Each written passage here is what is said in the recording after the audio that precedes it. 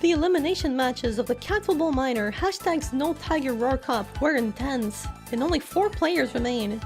Here are some of their best plays.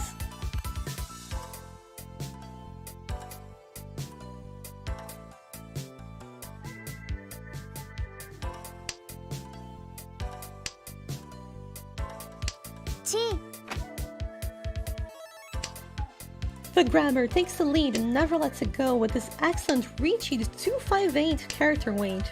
A very nice hand. ツモ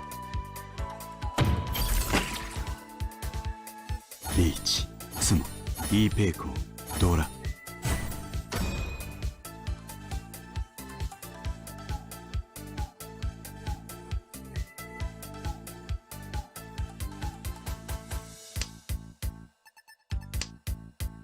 リーチ Jumbo plays this Reachy from the beginning of the match all the way to the end, starting a string of victories that gets them a final score of over 56,000. ツモ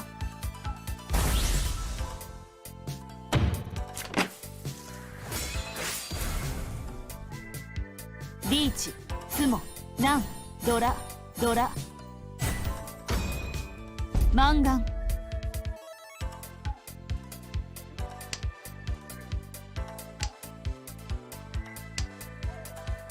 Saya is in a rough spot, but they begin their comeback with the silent hand, hitting the painful all simples mixed triple sequence. ごめんこのパイはうちがもらいますピンフタンヤオ3色同順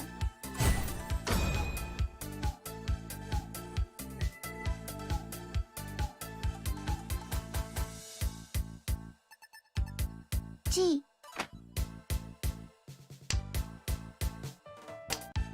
Perry takes control of their second elimination game with his half-flush little 3 dragons. ラン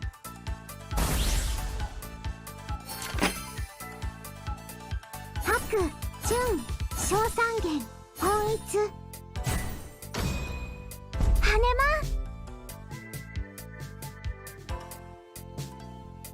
Now, the only thing that stands between them and the championship is each other. Let's see how it turns out right now.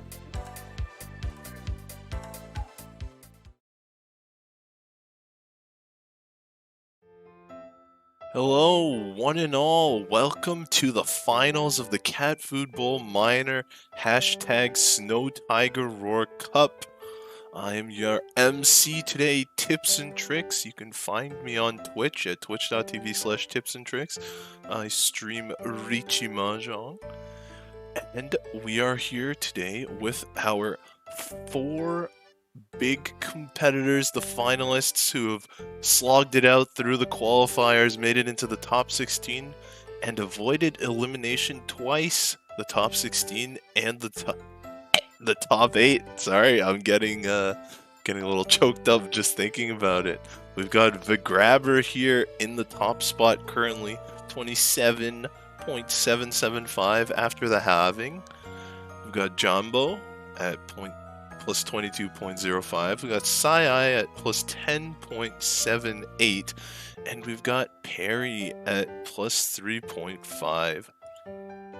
So surely anyone's game. But for those of you who maybe haven't been preparing for the game, you might not be as familiar with the rule set going into the finals. The actual rules are going to be the same in-game. But for the scoring, as I spoke yesterday, the scores were halved twice, so they actually only have 25% left of their top 16 score and 50% of their top 8 game score. So, we add that all together, you take yesterday's score, and they'll be playing 3 games today. 1, 2, 3, and after all of that, the final scores will be calculated and a champion will be crowned. We will see who takes the victory away. Now, along with me for the first 2 games today, I have commentators Crow77. Hello, Crow. Hey Tips, how are you doing tonight? Not bad, not bad. You can see Crow's got a YouTube channel there, and he is not actually a bird. I know it's something that is confusing with a lot of people with the name being Crow, so I just wanted to make sure we were absolutely clear. I am usually human. Usually. That's a conspiracy. But enough about that. We also have Pio, an attendee of, well, the World Reachy Championship the next time it happens. Hello, Pio. Yeah. Hello. Thank you, Tips, and nice to see Crow with the new updated your profile pic, right? Oh, absolutely. The silhouette I thought really set off my, head. Set off all of the checkerboard fanatics out there who don't like checkerboard backgrounds on their pictures either. But here we are. Are you guys excited for the matches today? Oh, absolutely. We got a lot of new faces here. I don't know if any of these players have made it to a finals in one of these. I should have done my research there, but a lot of new faces here and a lot of high-level play going on. That's right. So we have a nice scoreboard here where we round up the .005s just so they fit in the boxes and are easier to read. So we will be referring to this scoreboard many times during the day after each game. It's pretty easy to calculate here. There aren't more than one table going on at the same time, so every game will be streamed because of course there's only one table, and we'll be able to come back here nice and simple to see who's currently in the lead and how much each player needs to sneak out that victory.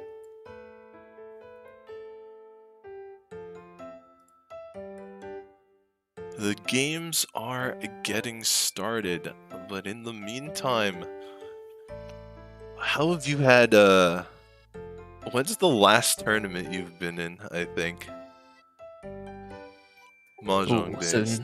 So last tournament in person, managed to make it to New York shortly before COVID, but online, I think there's been a lot of interesting ones going on. I think the last one I played in, though, was actually the last Catfood Bowl scramble. That's pretty wild. The scrambles are always a rough time. You have tons of players vying for those top spot. Even if they cut down the scrambles to only 100 participants, they're still all only fighting for 16 spots. And with those scrambles, and even with the finals here, we only have the 15-5 UMA. So, even just looking at these scores right here, just a first place with the grabber taking a third place could put Perry on top just after one game. So, it's really impressive to see how close these scores are still. It's not like anyone's running away with it, and really still anyone's game. That's right. Oh, yeah. Oh. Yeah. The scramble. And you can play, if I remember correctly, you could play as many games as you wanted inside those scrambles. Oh, absolutely. Just trying to string together the best few. And I think at one point I had, a good 4 games or so, but then on either side of it, I had a horrible 4th place. So unfortunately couldn't quite qualify for the last one. Yeah, you've got to get that good streak of 5 games in a row. You have 4, and that 5th game is ever so important. It's kind of on a knife's edge there.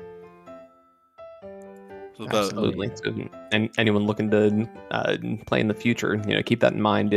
You don't necessarily want to take bad force, trying to get very lucky. Occasionally, it does make sense to take a 3rd or something like that if, you can manage it, because your next 4 games could really set off. That's right. We've got about a minute and a half to go before the tip-off of the first match. Do people say tip-off when they refer to the beginning of a Mahjong match? The tile off, maybe? The tile off, the deal off, the wall break. I like wall break. Oh, there we go. Oh, wall break. That's good. That's good. Very thematic. I like it. Yeah. Now we just need to, to really push forward, and like if we did it in real life, it could be the rolling of the dice or something like that. But the rolling of the dice. I like that. It's the sound of the dice is always very interesting at the beginning. It especially when you hit the tiles, it gets that like nice ear feel. Yeah, it's actually interesting. Sometimes when people roll the dice, I like to say you gotta hit the tiles with the dice. A lot of the sets have these really small dice, and so when you throw them, they don't really knock over the wall if they hit the wall. But like when they throw the dice, you're like, oh, was that a real throw? I like to say if you hit the wall with the dice, it counts as a legitimate throw. And a lot of dice games, that is actually a rule just to make sure people aren't cheating. So I guess we know what kind of players you're playing with, Tips, if you're really worried about that. All right. Well, hopefully there's none of that today because we are about to begin. Let's have a good game, everyone. And let's get to our first dealer here as the game loads in. Here we go. All right, so it looks like our first dealer is going to be Sai. So starting off with a pretty strong hand here. It's a pretty quick one, has potential to integrate a Dora there. Really can't ask for much more from a starting dealer hand. Yeah, and well, I guess you can ask for the 5-so. Sai decides to slim that shape off, keep it as a 2-sided weight, and just going for looks like pure efficiency with maybe a little bit of hedging on that double east. Yeah, and it looks like a couple of people are off to a blistering start here. We see the call of North Winds from Perry, so already on a Yaku and has a Dora in hand, but probably going to have to pair it up or something to be able to really try to get some value out of it. Nothing else really too impressive at the table, so it looks like right now it's kind of a face-off between Sai and Perry. That's a pretty good draw for Sai. Sai's hand getting dangerously close to Tenpai. Sai will probably just immediately reach I think Sai will probably immediately reach if they get the Tenpai. Yeah, there's some option, if they are trying to hold back and maybe look at a 4-5-6 Sanshoku. That is the mixed triple sequence. But I think that's probably not the sort of thing they're going to shoot for. So I think I agree. They're probably going to reach the moment they hit Tenpai, assuming they draw the right tiles. Yeah. And the Jumbo's hand, it's getting there, but they'd only have the one Dora. So it's not as heavy of a hand. Perry draws another Dora, so that's gonna be quite good for them. Yeah, it must be exactly what they're looking for, and now they could even call it and really get a lot of points going, but that's a lot to ask for. A lot of these players aren't going to discard Dora that easily. Yeah, it's probably going to end up being Perry's pair, and their 4-6 mon and their 1-2 so shape will probably end up being like that, and then the Dora will be the pair. Yeah, hand really coming together, and same with Jonbo. So Jonbo is actually jumping ahead pretty quickly here, so very close to a ready hand as well. Yeah, it's just the 1-3 mons aren't the best shape. Sai denies that chi call. No need to open the hand. It probably not be the best idea anyway. Yeah, with no Yaku like this, it's really speculative to do that a lot of times. There's nothing really dangerous on the board that you need to bluff away from or anything, and looks like Perry is going to hit Tenpai here, waiting on a closed 5-mon. Yeah, and I don't think any of the 5-mons are realistically going to come out of anyone's hand, so that's going to be, Perry's going to have to change their weight soon. Doesn't look like Sai is all that bothered by that. And Sai getting closer to Tenpai. Yeah, so an interesting little switch around. So basically taking off the dual pair weight there to get a round men that is a 7-8 open weight. So finagling the hand a little bit here, trying to get something going, but unfortunately still can't open just due to the lack of the Yaku. Yeah, it seems like everyone's kind of drawing nothing except for right there. That was a good draw from Grabber, but everyone else is kind of not drawing. They're drawing garbage tiles. Yeah, the Grabber is really sneaking up from behind here, so that hand could potentially be a 7,700 point hand with one more good draw here. Decides to, cut the 3-mon, not the 2-mon.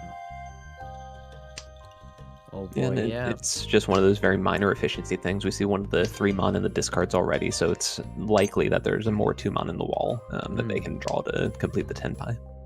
For sure. Yeah, like nobody's drawing anything. Like everyone's drawing tiles that they do not need. And it looks like the grabber is going to take the opportunity to cheapen his hand a little bit, but will be dealt in immediately. So immediately rewarded with that play for efficiency, just opening up, playing a little bit quicker, and taking down a couple thousand points. Yeah, and as the grabber is currently by the point standings on top, doesn't really need to go for like crazy value, and just slowly building up their lead is probably what their plan is. Yeah, so moving on to Janbo's deal in these two here. So leading off with a hand that looks like it really wants to go for some kind of outside hand. There's a lot of 9s in this hand, to say the least. So we could see the triplets here if we get very lucky. But oh no, they're going to shut that down right away. Yeah, decides not to. It looks like Janbo's going to be a little more efficient and a little bit more frugal with their hand. Yeah, and I really can't blame him for that. And it's because of draws like this right here, right? So you love going for those outside hands. They look pretty all the time, but a lot of times it's just way less efficient to do that because you're so limited in the shapes you can make. So by keeping these central tiles, you're able to upgrade your hand and like this right here and have much better shapes to work with. Yeah, definitely. And it's there's a lot of times where I go for the outside hand, and then I keep drawing the 4s and the 5s, and I'm like, oh, if only I kept these, right? Yeah, and luckily I don't usually have that regret because I hate the outside hand, so I usually don't even go for them to begin with. Yeah, but so far, nothing too wild coming out from anywhere else either. It looks like Saya might be considering the Sanshoku, the mixed sequences hand. Maybe 1, 2, 3. Perry drawing more and more efficient tiles. They are 1 away from being able to call Richie. Yeah, Janbo's just getting unlucky. Yeah, and that's an extremely wide 1 away too if we look at Perry's hand over there. So there's a lot of different tiles that they can draw to be able to make it to Tenpai. They can integrate the Dora, they can do all sorts of things with this. That was probably one of the worst ones, and Perry agrees. Perry's like, oh, I'm not gonna even take that Tenpai. Let's just go back 1, make my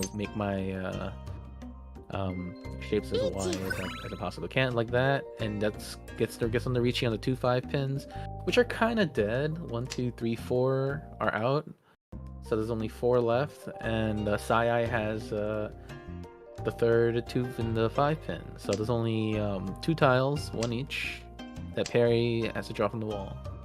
Yeah, and obviously we have a little bit of a benefit as the spectators here, but I think a lot of the players are really going to fold down to this pretty quickly. Well, I'd say that Jumbo has to make the decision and does choose. The dealer just continues. Oh, wow. The grabber draws the east. Oh, the grabber's in as well. Let's go. Well, so much for the defensive play. It looks like the players weren't listening to me when I was talking about that. And the grabber probably having a slight heart attack here, drawing that door and having to discard it into 2 more reaches, but ended up working out pretty well. And we can see Sai doesn't want any part of this, just taking apart the hand and folding as well as they can. Yeah. Oh, man. Everything happens so fast all at once. I love it. Yeah, Sai is just folding out, and there's not really that much to say now. Everyone's shown their hand, so to speak. And it is interesting sometimes to look at the defensive decisions that people have to make. So, for example, that discard of the 1 pin from let's Sai go. was very dangerous. Gone directly into a deal, and that's not what you want to see if you're the grabber. Oh, well, good thing they weren't playing local Yaku, because then that would have been Kamburi. Oh yeah, but even without that, does reveal 1 extra Uradora for Janbo, so it's a 7,700 point hand that the grabber has to deal into. So Janbo taking a pretty striking lead early on. Yeah, that's kind of feels bad as the grabber. It's like, how can you resist the con? Like, I don't think I can resist the con. If I Rinshan, that's like amazing. Like that's gonna make my day. So you got to do it. Absolutely. So looking at these hands here, lots of players with extra honors that aren't going to get integrated, so they're going to have to cut those off a little bit. But I'm actually looking at Perry's hand over here, has 4 pairs already, including 1 Dora tile. So if they can pair that up, that could be a very expensive hand pretty quickly. Oh yeah, just that's the shortcut to a Hanuman, right? The 7 pairs with 2 Dora and Yurichi. Yep, unfortunately, we can see 2 of the Dora right now, and it looks like Janbo and Sai are both going to try to integrate those in the hand. Oh yeah, definitely. It's worth their while, especially because Janbo's other shapes aren't that good either. So that 7-9 is like a pretty good shape for Jumbo. And Sai going for that one Dora hand. Yeah, one Dora, but again, also has 4 pairs over there. So some options probably That is could right. consider calling the 6 pin here even, but chooses not to, chooses to keep things closed. And with the 2 9 pins dead, I think that makes a lot of sense. And Perry deciding to dream a little bigger than 7 pairs maybe. Decides to go back on efficiency a little by keeping the closed triple of 3 mon. Interesting. So now... Oh, that's an unfortunate draw a little bit, but okay, so choosing to move it around a little bit, and it's possible that this turns into a flush, but pretty unlikely, I think. So right now they're probably just looking at the 7 pairs, but with the right draws could potentially make this into a Suanko. Yeah. Oh, if they're thinking about the Suanko, the 7 still might come out, but they also might be scared that Jumbo is Tenpai, and then you don't want the dealer to go on a rampage. Yeah, but the 8 mon is actually a pretty dangerous discard into that. So I think Perry's angling for some kind of better weight with the 7 pairs in the long run here. Yeah, I just don't know how long Perry's gonna keep that Dora for. Okay, decides to cut the 9 so, and I guess eventually cut the other Sozu maybe. リーチ Yeah, and this will be pretty telling here. Okay, so this is I think a pretty easy decision. I think, yeah, we're going to see the 3 mon come out already safe there. And then next turn, that means that Perry has a couple safe tiles already if they want to. Oh yeah, Perry's probably just going to fold into this hand. It's way too far away and like it's just too dangerous at this point. Sai, cut a safe tile, but like we'll see if Sai decides to continue. Oh, well, it doesn't matter. Oh, nice switch up there at the last minute to give Jumbo the win as well. チュンドラ Yep. Jumbo wins the hand and gets to go again. This is what, the 3rd dealer for Jumbo now? They're definitely taking off right now. For sure. And this hand is looks like Jumbo is considering the half flush. Yeah, and I think discarding the 1, is very non-committal, so I really like that play early on because the 1 is redundant when you have an isolated 4 in your hand as well. So starting off there, and yeah, still cutting relatively normally, but holding on to these honors that you'd otherwise want to discard. Oh yeah, definitely. And I assume if Jumbo draws like a 3-4-5 mon. Oh no, just goes in, calls the 9 so, and immediately goes for it. And you kind of have to if you open your hand like this. And when you already have this much pressure on the table, it makes a lot of sense because, if you just won 3 in a row, and even though, as logical players, we know that there's no such thing as luck or flow or anything like that, but it really starts to get in your head once you see a dealer win 3 hands in a row and then start to show this powerful of a hand. It just really is a very strong play. Oh, well, yeah, like it's like momentum, like in like any any game you play. When you play like a game and you just like you're in the zone, and so it's kind of like that where like the dealer wins like 2 hands, gets like 2 homba, maybe 3 homba, and it's like, oh, like I got this, like I'm bulletproof. Jumbo doesn't have a commanding lead yet, and that's what I think they're trying to do here, is to make that lead. Yeah, but in the meantime, so Sai over there, looks like they could be going for a pure straight with the 1 through 9 of characters. That's going to be the ideal draw there, so really angling towards that. The grabber, with that open Hatsu, not too much going on, but is Tenpai if the 3 mon comes out. No one's hand can really use it. Well, I guess Perry's hand can use it, but the other 2, if it gets drawn, is probably going to come out right away. Yeah, probably. Especially if it's like... Yeah, especially if like Jumbo draws it, probably will cut it because probably doesn't expect the grabber to be Tenpai. Well, now Jumbo might suspect that the grabber Tenpai and might play a little safer. So that's an interesting switch up by the grabber. So obviously already Tenpai, but now waiting on the Dora instead. So that's kind of crazy, honestly. So really, that Dora isn't likely to come out. But this is the best way that they can increase the value of their hand quickly, and they decide it's worth the risk and just go ahead and go for it. Yeah, they're currently in 4th place, and so you kind of have to take all the value you can get. Perry decides to not con just quite yet. Probably gonna wait till they get to Tenpai. Yeah, I think that's pretty likely here. Just with that sort of thing, Tenpai or one away is really the place you want to con, just to make sure you avoid giving people like the grabber more points. And speaking of points, there's the Dora draw for the win. So Hey, look. fantastic choice to switch up from the grabber by the look of it, and gets a nice 5,200 hand to take home. The grabber knew. The grabber knew that he would draw that tile. That's why he's like, yeah, Penchan wait 3 mon? No. I'll wait on the Dora. And he knew he was gonna draw it. One looks like Flo might be heading their way instead. This is a pretty strong starting hand. Potentially Pinfu Tanyao with a pretty quick reach on top of it if the grabber gets lucky. Yeah. So, as you said, super efficient. So many tiles advance the grabber's hand. But if you look over there, Sai might be going for that full flush if a little tempted. It's also a lot of triples in their hand too. Absolutely. So that's potentially a huge Hanuman hand there if Saya can get anything going with it. Hanuman, you gotta dream a little bigger. I think that could be like a Baimon. Well, yeah, I suppose Very if you keep possible. it concealed, that would be pretty trivial to do at that point. So it's just really a question of what the draws end up being. Looks like Saya agrees with me though. Cuts the 6-0, 3-0, and the 4-0, and is probably gonna continue cutting the last 4-0, going for at least a half flush. And Perry picking up a set of the south winds here, so that's the Yaku, and we'll just see if Perry decides to start calling to speed up the hand, or gonna try to keep it closed for a little more value. Yeah, that's always kind of a tough line. And so Jumbo draws a 9-so. I have no idea what they're gonna draw. Are they going for the pairs?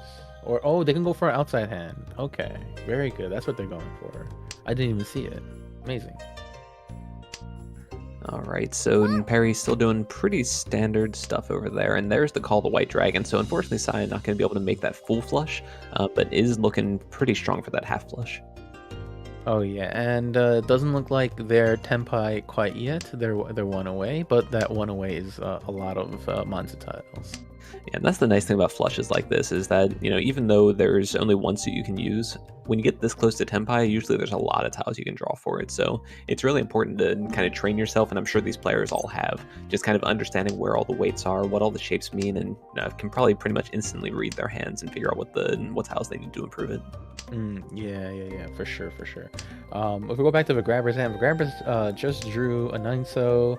Not gonna try to go for the flush, going for the more efficient weight with the 7-8-9 6-9 weight on the Manzu.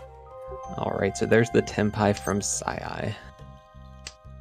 Yeah, unfortunately for our grabber, Sai has all the 9 mon, so 6 mon probably not gonna come out. Or I mean, yeah. And Saya waiting on 2, 5, 6, 9, I believe, of characters right now. Oh, when did they switch? Okay, amazing. Okay, I didn't see the switch. Yeah. 2, 5, 6. Yeah. All right then. So let's see. So Jumbo's in kind of a weird spot right now. Really needs to draw something, call something, but looks like this 9 of bamboo is going to be stuck in the grabber's hand, so that's not going to be coming out. I think it's going to be tough for Jumbo to make this into a Tenpai. Yeah. I don't exactly know how that would exactly happen. Maybe a 1 pin comes out, but like it's all yeah. I guess that would be the way for Jumbo's. The 1 pin doesn't look like anyone's using it, but there's only 1 left, so it's gonna be sparse.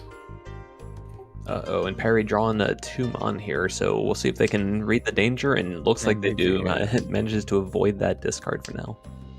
Yeah, it's you kind of just have to try to incorporate that somehow into your hand. Uh-oh, but this is dangerous. Yeah.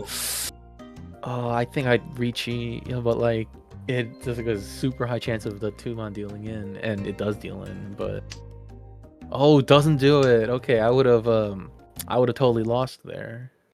Yeah, masterful play from Perry coming out here, and looks like Jumbo has a similar decision to make and manages to discard the 1 as well, so avoiding that deal in once more.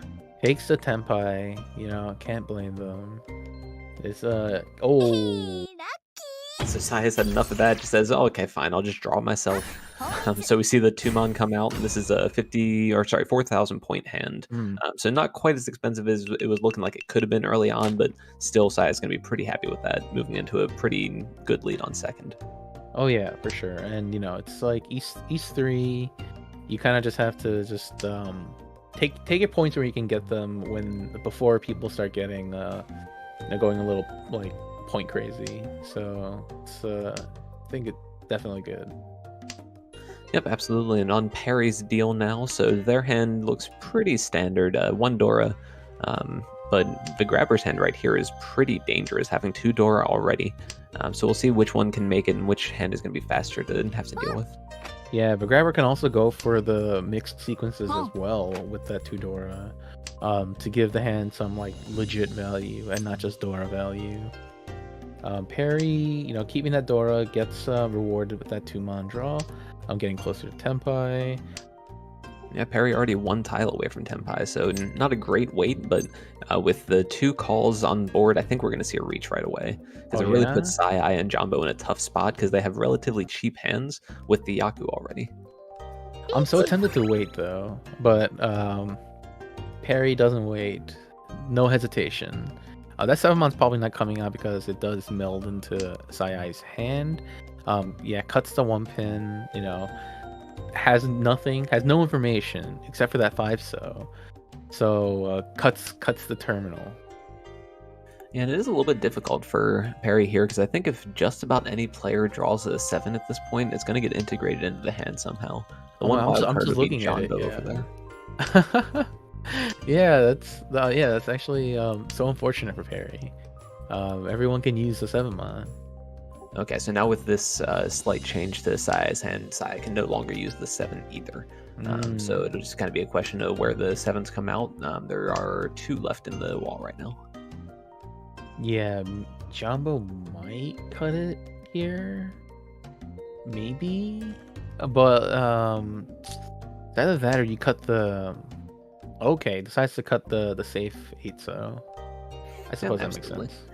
Yep, good play, and they're probably looking at it and seeing if they can make Tenpai somehow, either with a call on one of the 4s or something like that, but obviously they're going to get punished pretty quickly. But that said, if a 4 comes out, it's also going to look like that 7's going to be a lot safer with it being Suji. Yeah, and the grabber had to make a choice of which 6-8 block he wanted to cut. Decided that the upper pins do look a little bit better, and probably decided to cut the 6-8 based on that. Yeah, looking like most of our players are playing pretty defensively at this point. So Saya not trying to improve their hand, Jumbo cutting active shapes. Yeah, it looks like everyone's trying to fold into this dealer reach. Yeah. And the grabber cutting the Manzu because now they're looking safer. The 8-mon looks pretty good to cut. Probably won't deal in and doesn't.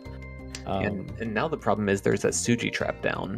Not really a trap, just kind of incidental, but with the 4 coming out from Perry, that 7's going to be looking a lot safer. So we'll see if anyone falls into that trap. Oh yeah, and I love doing it in my games too. So it's a lot of fun, and it works more often than not because later in the in the hand, when it's when you're running out of safe tiles, like Jumbo right there, I'd be like, oh well, the 7-mon CG, and then you might try to cut it. Yeah, incidentally, Sai managing to draw into Tenpai too, so nice Mawashi play there, trying to move around the hand and make a Tenpai a little bit safer. Yeah. Yeah, Jumbo, ooh. Yeah, I guess that 2-5 pin doesn't look too good into Perry either. That 7-mon might come out from Jumbo. Yeah, that is a potential. I think they're managing to hold back pretty well right now. I think they're getting pretty lucky with the safe tile draw, so I think Jumbo's going to manage to avoid it, but we've still got 2 7s in the wall somewhere. I didn't even notice. Yeah, where are they? Are they in the... They might be in the... Oh, okay, well, I guess it's not coming out now. The 7-0 probably comes out for Jumbo. It's probably the safest tile, because the 6-0s are walled off. Yeah, most likely. Oh, wow, no! Cuts the... time. Oh, no, the trap. It Yep, worked. Yep, it comes out, deals right into that Suji, and it's just a reach Dora, so nothing too expensive, but 3,900 points is still a good spot to be for Perry. Yeah, and the only real big problem is that Perry gets to keep the dealership for the other players. Yep, just more Mahjong to play for us to watch. I'm pretty happy with that. So Perry's I mean, starting of out with course. a pair of white dragons with one Dora. Pretty good shapes overall. So Perry's got a pretty decent starting hand here. Nothing else too impressive around the table. No Dora in anyone else's hand, so they're really going to be struggling to look for some value. Yeah, and it looks like Sai and Vigrabber's hands are both going to be a little slowed down by the honors, but Sai just chugging along, cutting them as fast as they can. Not really trying to get some more value, just going for the efficiency. But Vigrabber's taking looks like a slightly different approach, holding on to the white and red dragons, maybe speculating a little bit. Yeah, and that makes some sense. There's always different orders that people come up with of how they want to discard dragons and wins and that sort of thing. And I think that discarding the dragons last is a pretty good place to be. Usually it's just the dragons right before your own wind. So still following, I'd say, pretty much a standard discard order. We'll just have to see if they hold on to it any longer. Yeah, like nothing too crazy. Yeah, Vigrabber's probably just like, okay, like this is, this has gone long. This has gone on long enough. I have to stop. I have to start getting rid of my my dragons. Yep, ends up cutting the south. Vigrabber's hand's getting pretty close, and but not a lot of value. And Sai drawing a couple improvements here too. We see that nice block with the 3, 4, 5, 6, 7 shape. Just lots of good open shapes right now. And then drawing the pair of West Wind, so choosing to cut one of the weakest sets they have, the 1-2 bamboo. So they're moving right along too, and they could actually just come up and manage to make the first reach here. Yeah, unfortunately for Sai, the 7 so's, well, Jumbo has 2 of the 7 so's that Sai would love to draw. But because Sai is paring down their 6 blocks into the 5 blocks for their tiles, keeps the red dragon and the east probably just for like safety tiles to cut later, just in case someone calls Richie. Yeah, so I have a feeling I know which camp you're in on this one, but looking at Perry's hand right now with that 7 pairs, if you draw the 3 pin or the 4 bamboo, do you reach waiting on the Dora, or do you stay silent with it? I probably stay silent because there's no way I'm getting this Dora, right? Like, I'd only Richie if someone else Richies before me.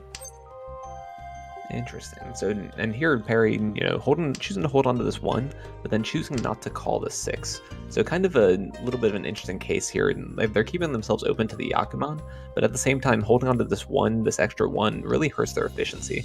It's being a much bigger hit than a lot of people would think. Oh yeah, you lose what, 33% of all your weights, right? Like, Exactly. It's terrible. Yep, so we'll see if Perry chooses to kind of switch that around, or if they're waiting on a white dragon to come out to try to call it, or what they're thinking moving forward here. Yeah, this is like kind of the uneasy part of being 1 away from the 7 pairs. It's like, well, all these Pong calls keeps. Oh, nice. Okay, Yeah, you don't need this. efficiency when you draw Dora. That's so. Oh, doesn't even want to. Oh my, it's gonna come out. Oh Perfect. No. Yeah, no, I really like the Oh. Dama hand, especially 96. with dealership like this. 9,600 points is a lot. So That's by so reaching, many. yeah, you make it 12,000, but it's really not that much of an increase for how much harder it is No. to win most of the time. For sure. And like, yeah, it's not the Dora, but it's a tile that's 3 away from the Dora. So if people are sussing, because you're in Richie, people are like, oh, the 3-6, wait, it looks terrible because the 6 is Dora. Well, the other thing you have to consider too in that sort of situation is the slide. If I have 3, 4, 5 in my hand and I draw that 6 Dora, that 3 is going to come out right away. So that's one of the benefits of having that. No, it looks like Gasai has a disconnect right now. That's a unfortunate timing on that one. We'll see if they're able to get it back soon. Yeah, if it if because of this DC, the Dora accidentally gets cut like this, that's gonna not be ideal for Sai. But Sai does seem to reconnect. But unfortunately, I lost the Dora. Rip Dora. Yeah, and it wasn't the most efficient thing to hold on to, and it's possible that it's just better this way, honestly, because a lot of times I end up holding on to that Dora for entirely too long. So we'll just have to see how their hand develops. For sure. And yeah, it's probably what Sai's thinking right now. It's like, oh, like, okay, fine. Like, we'll just play efficiently. We'll just go super efficiency because I cut a Dora, so we just gotta go fast. Yeah, and there's nothing wrong with that right now. With they're continuing to fall just a little bit behind, and the grabber's only 500 points behind them. So Saya really wanted to get some kind of bolster coming up here to prevent themselves from falling into last place. Yeah. It looks like Jumbo is getting some pairs over there. I'm excited to see if Jumbo can wait on that white dragon.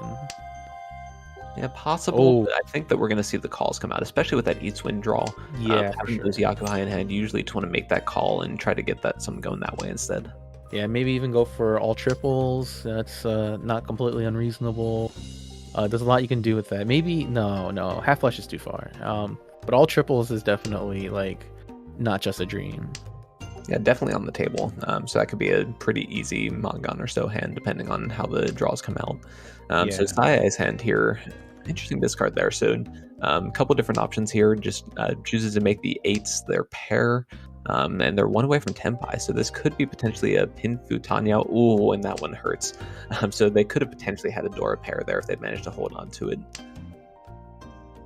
Yeah, and unfortunate for Jumbo, cuts the 2 white dragons. Very, very unfortunate. That would have been amazing in their hand. That's a good draw for Jumbo, Each. the third Tuman. But the grabber also gets a great draw, waiting on 360. Yeah, and that's going to be a tough one to play around because Jumbo really wants to push this hand, but at the same time, dealing into the reach from last place is not a place you want to be. Oh no, that's like probably the worst thing you could do in a ladder game. All right, so Saya managing to draw another pair here, so choosing to cut the 8s. Oh, does Jumbo take this? ち Oh, do I take? Would I take this? I guess Okay. I do. Yeah, so drawing this yourself here, if they draw the green dragon themselves, that's still a Mangan hand with the 2 2 concealed Yakuhai and triples. the concealed triples, right?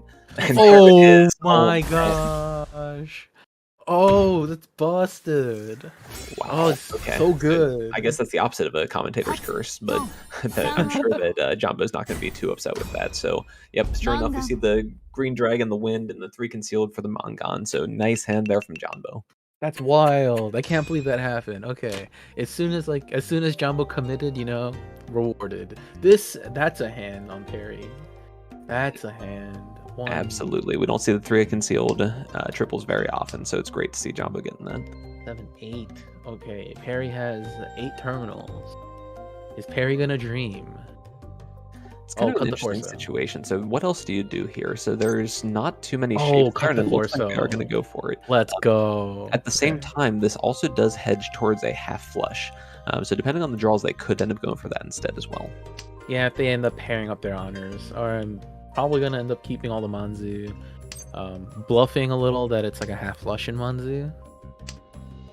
Yeah, and we'll see how those draws end up being. They're going to have to make a decision pretty soon here. Once they draw some other kind of terminal or something else that improves the hand, they'll have to choose between that half flush and the 13 orphans.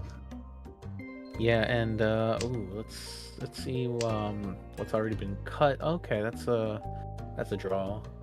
For Perry, the grabber is getting there. Has 2 pairs and like 2 or 3 away, so it's getting there. Yeah, kind of unfortunate situation for Perry here because we see that the 2 south winds have been discarded already. So that pair of south winds in their hand is going to be relegated to just that, a pair. So it'll be interesting to see how they deal with that and if there's any way they can kind of push this around into a Tenpai still. Yeah, and Perry has a couple of options, 7 pairs being one of them, or continuing to go down for the 13 orphans. And Jonbo drawing pretty quickly here as well. So just 1 tile away from Tenpai, but the shapes are not great. So choosing to cut off the 9 so from the 579, and we'll see how they can move it forward. Looks like we've got to pause here for a moment. All right, so what are you thinking about this game right now? So Saya with dealership here. Are you looking at this hand and trying to go for the value, like with the Tanya, reach, that sort of thing? Or what are you thinking with what we see from Saya? I think with Sai right now, the game restarted, but I think with Sai, with that Dora draw, might be able to go a little more efficient because they gained some value. Perry looks like they're done with 13 Orphans and is now dreaming the new dream. Not a Yakuman, but a Mangan maybe. Yeah, and Saya choosing to cut towards that all simples hand instead. So interesting pivot there, but I think I kind of like it. Yeah, it seems reasonable, and also lets Sai able to make calls, and so that's also quite good. Keeping that white dragon for probably safe tile later. Oh, and this is a tough decision from Jumbo. So you see that the 4 gets drawn, which would normally be a more efficient tile to hold on to, but it looks like they're angling for the 5, 6, 7 mixed triple sequence instead. So choosing to go for that value and trying to build on the lead they already have. Yeah, and it makes sense. Jumbo doesn't need to win this hand, right? Just needs to not deal in. Like Jumbo is kind of okay with slowing down their hand and going for more, being a little more greedy because they're currently in first. Yeah, absolutely. It gives them the flexibility, especially if it's a Yaku hand like that. They don't necessarily have to reach it either, so it gives them a lot more defensive options. Yeah. So hopefully they'll draw their tiles soon. That's a decent draw for Sai. Okay. When Jumbo choosing to open up, so we see that 6 come out, and it is going to be the 5, 6, 7 Sanshoku that they're going for, and they're waiting on just the 6 of bamboo right now. Yeah, if anyone was a little, wary of Jumbo, they might cut the 6 because the 3s and the 9s were cut, but it would deal in, like right here. Yeah, so a little bit unfortunate timing for Sai, but Jumbo going to be pretty happy to shut that one down and keep the game moving along. Yeah, it's kind of like, this is like the ideal scenario for Jumbo for like the next... Well, I guess the ideal scenario is you just keep winning on your dealer, but like this is what Jumbo wants, is to just take like really fast, really cheap wins and just end the game right now in first. Yep, so moving on to South 2, they're starting with a pretty strong hand here, so it could be another one of those quick, cheap wins. Drawing a Dora could actually make it into about probably about a 5,800 point hand or so, though. Oh yeah, and I think you would. I don't know if the hand had inherent value. Like I don't think I would even reach if I had value as Jumbo. Interesting. Yeah, it's kind of hard to say because right now they are, 1,200 points ahead of the player in second, which sounds like a lot, but really that's just Perry drawing a Mangan here. So it's kind of one of those situations where you really want to shut down the other hands at the table, but at the same time, reaching does put you in a little bit of danger, like you're saying. You want to have that defensive option still. Yeah, I mean, of course, like if I have like a 2-sided weight, if the weight is good, I'd probably reach E2. And that one man made was a really good draw. Jumbo's shapes are quite good, very efficient. I imagine. Oh no, Perry's hand looks a little faster. Yeah, Perry's hand is crazy efficient over there, and drawing the Dora on top of it as well. So there's a lot of options over there. Even the Sanshoku for Perry, that's wow. Okay, yeah, that's gonna be a monster hand if it hits. Yeah, so they're hoping not to draw like the 8-mon or anything like that. Really, the best draw they can get right now is the 6-pin. So we'll have to see if they get lucky enough to find that or how that's gonna go. Yeah, a 4-mon would be good too. No, 6-pin is probably the best. Yeah, you're right. Yeah, the 6-pin's the only one that really locks in that mixture sequence here. So that's the 5-mon too, I guess. But, yeah, absolutely. Yeah, for sure. Okay, so what else does everyone else have going on? So the Grabber sitting on a pair of East Winds, not as good as last round, unfortunately. Nothing really too big there. It looks like they're going to be relegated to maybe Pinfu Reach if they end up drawing the right tiles here. Yeah, maybe even a Dora if that 3-mon gets incorporated into the Grabber's hand. Probably gonna end up cutting one of the pairs, the East or the One-So. I imagine they're gonna cut the One-Sos. Yeah. And I'm having a horrible case of blindness going on too right now. So over in Sai's hand, we see a call come out with 3 Dora in hand. So 1 tile away from Tenpai. Really looking to speed this one up and try to take home that 7,700. Yeah, this is one of those like this is one of those hands that Saya has that it's just like, wow, I don't feel like I deserved this 8,000 points, but I'm taking it. Hey, if I draw 3 Dora, I think I did something to deserve it. Even if I it wasn't deserve my it. It was fault, all skill. Absolutely. Yeah, so Yeah. Perry as well, kind of upgrading their hand a little bit. They have actually got an Ipeco as well. That is a pure double sequence. So they need to draw a pair or something like that to get in Tenpai still, but they have the option of even drawing another Dora and making this an absolutely crazy hand.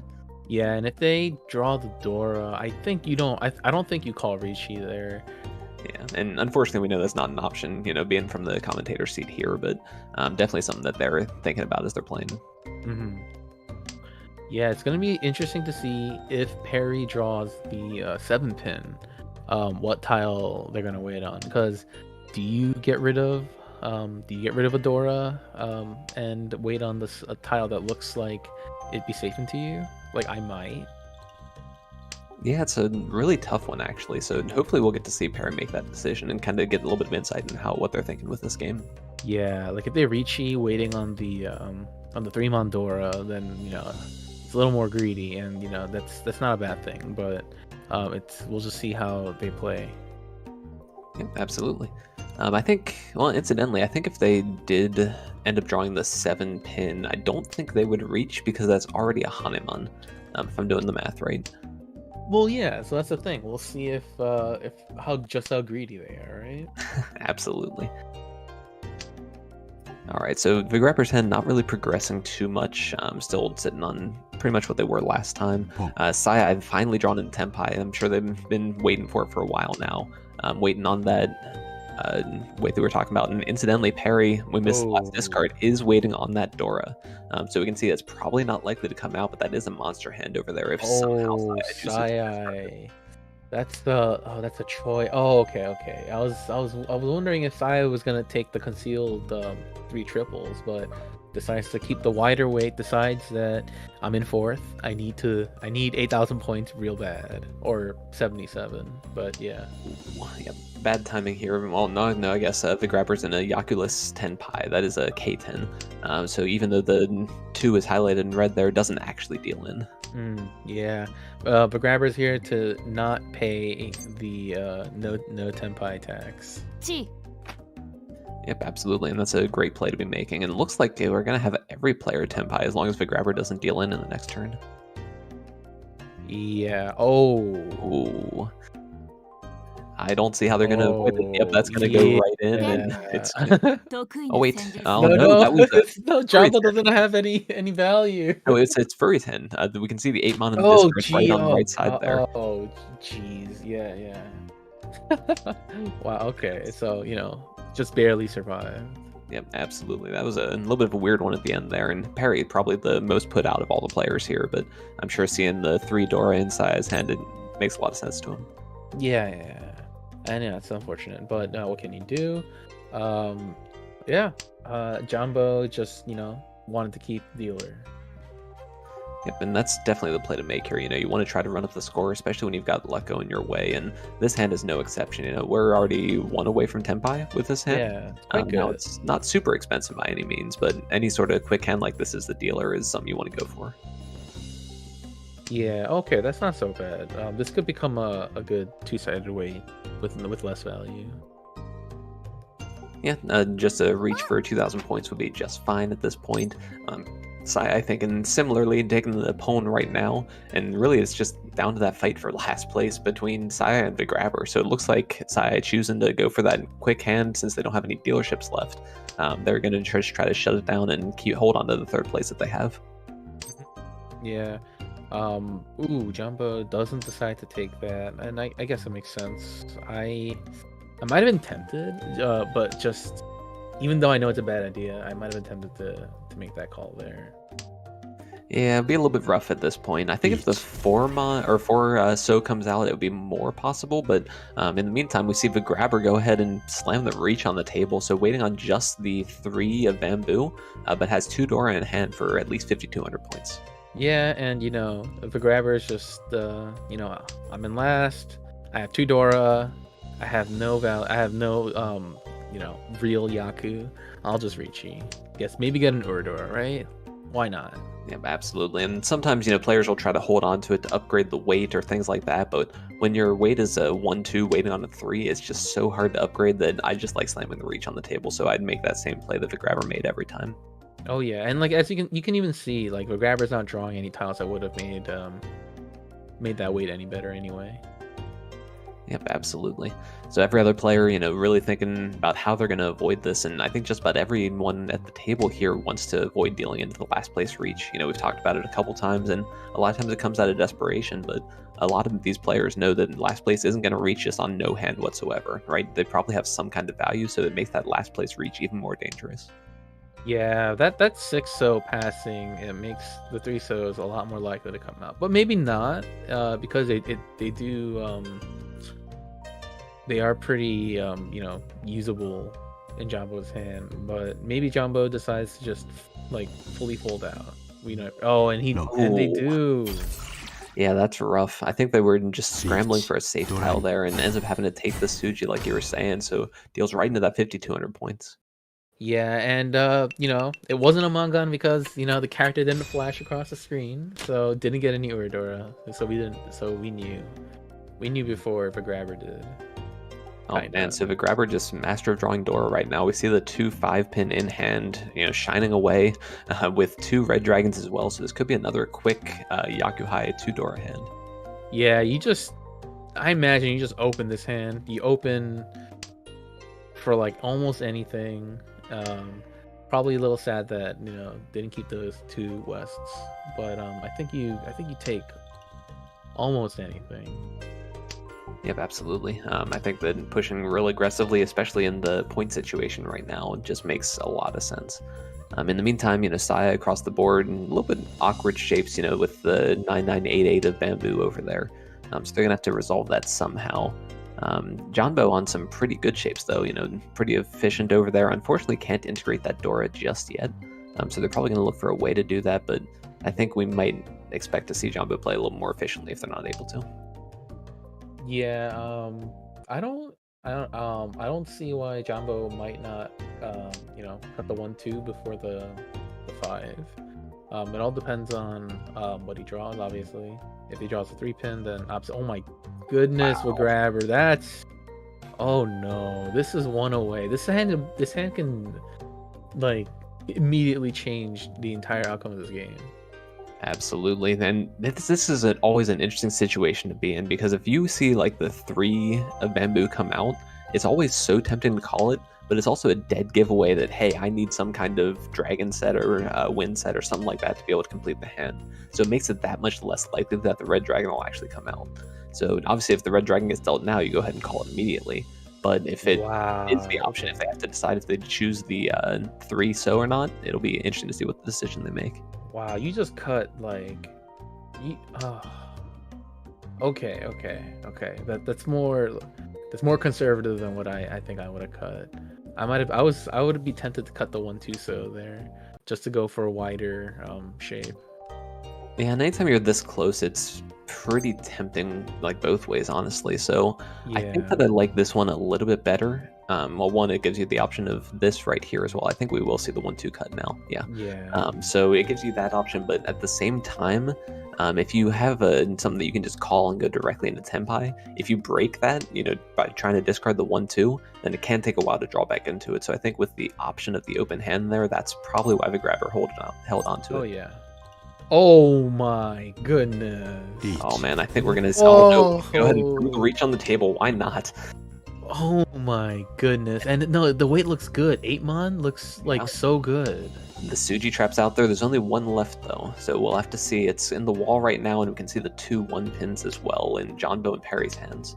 And if the grabber sumos, this is just 3 concealed triples, and Perry draws a Trune, a red dragon. I don't think you can cut it here. Yeah, this I can't cut it. Ooh, so we're not going to see the 3 concealed triples. Saya ends up drawing that 8-mon over there.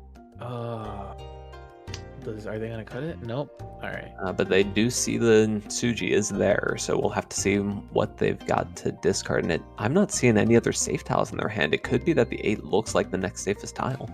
Yeah, it really does. It's going to be unfortunate if Sai cuts it, especially because there's no chance of a grabber draws it themselves. All the weights are in other people's hands, so he's gonna have to see. Yeah, the 2-mon is pretty good. Yeah, the 8 might come out. I think the 8's gonna come out. Yeah, it's going to be really down to luck of the draw. If any other safe tiles come out or if anyone else starts pushing. Like that only on a 6. 6, yep, just getting those lucky safe tile size, really getting exactly what they need for defensive play. Yeah, I think the 6-0 and then probably the 3-0 after that's gonna come out. Yeah, and actually we could see Saya make it to Tenpai at this point too. Drawing that 7 integrates that 8 that we were talking about, so it's not even like a stuck in the hand. And we've got a disconnect, unfortunately, so hopefully Saya doesn't time out here, but I guess the 7 wouldn't be the worst discard if they do. If they do cut the 7 though, it's kind of you're kind of accepting that you're not gonna win this hand. I think. And like I said, it's no. pretty unfortunate timing, but okay. So luckily with all the tiles in hand that we can see right now, there's not too much going on that's too dangerous for Sai, and they were folding anyway, so luckily it didn't deal in, do the disconnect or anything like that. That has got to hurt though. Cut the 7 and then the 5, and you have 4, 6, 8. Oh, that's so unfortunate, but maybe getting blessed, sorta.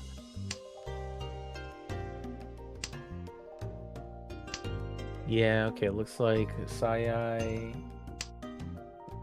is just fully folding out.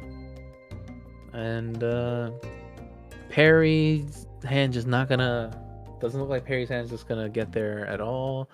And Jumbo is Tenpai. yeah, that's just unfortunate. And I can't help but, wonder if the grabber made the right play with the reach there. And it's always so easy to say in hindsight, right? Like we see that the deal-in didn't happen or anything like that. But anytime there's that much value on the table, it's really kind of, you really have to consider strongly, do you need to go for the high roll, to make sure you reach and get the extra points? Or if you want to take the more, I won't say assured, but the more likely win of staying silent. Yeah, your win, your win rate does go down a lot. When you call Richie, and as opposed to just especially because the hand was what, 12,000. Yep. Yeah, it's I don't know. The trap looked good. It's just it's just unfortunate that or maybe it was fortunate for Sai to disconnect because they didn't have the opportunity to cut the winning tile. Yep, and it'll be hard to say, and honestly, we might never know unless we get one of those players in for the interview at the end here. But in the meantime, the grabber continuing the streak of drawing 2 Dora tiles in the opening hand, so we see the 2 south wins. If they're able to make a third, that's already a Yaku high that they need to have the Yaku to end the hand too. So really going to be trying to find that here, and going to instantly call if anyone discards it. Yeah, and worst case scenario, the grabber can even go into half flush and use those 2 Doras as their pair.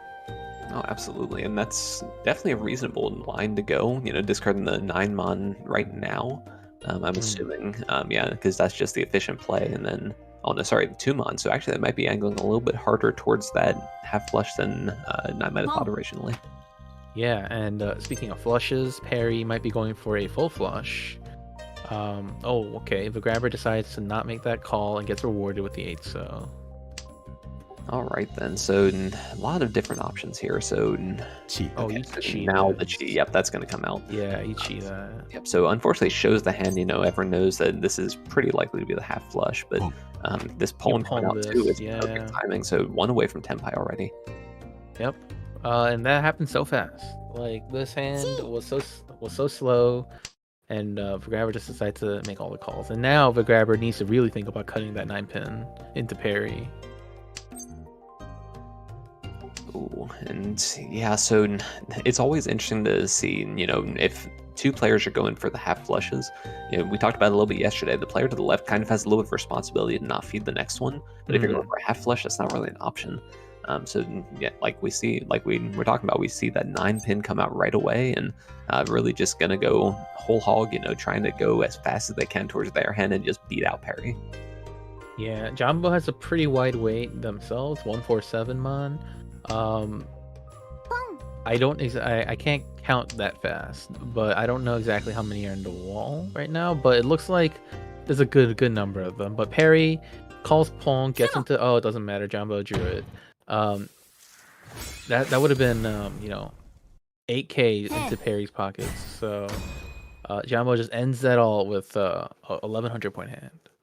Yeah, and Jumbo dodging all kinds of bullets right now. There is so much value on that table that people could have gotten into, but once again, just a simple 1,000-point hand will end it all. Yep, and going into South 4, this is going to be interesting to see what people do. And depending on who reaches, but if I'm Sai or Grabber, I'm probably going to Reachy to try to go for second place here. Yeah, so Sai needs to build a little bit of value with that in order to get in that position. So we can see the 1 Dora in hand so far, and so we'll have to see if they're able to integrate that and get the value they need to overtake the Grabber for third. Yeah, it's gonna be a little rough utilizing that Dora. Maybe you're gonna have to hope that you draw it. There's 2 in the wall right now, so the Grabber is going to play efficiently, I think, except for holding the Dora around. And it's kind of an awkward situation for Sai, because even if they pair up that North Wind, if they end up in a situation where they reach with 2 Dora and no other Yaku, that's only 5,200 points, which is just barely short of enough to overtake the Grabber if Jumbo or Perry deal in. Yeah, that's these margins are gonna be real slim. And in the meantime, Jumbo just going for straight efficiency over there, just trying to make something to end this hand and take down the first place. And it looks like they've got the hand to do it. They could open up the hand and go for the all simples hand, especially if the 6 pin comes out right now. Oh yeah, for sure. Keeps the green dragon for safety, looks like. But otherwise, looks like they're just gonna go for the Tanya.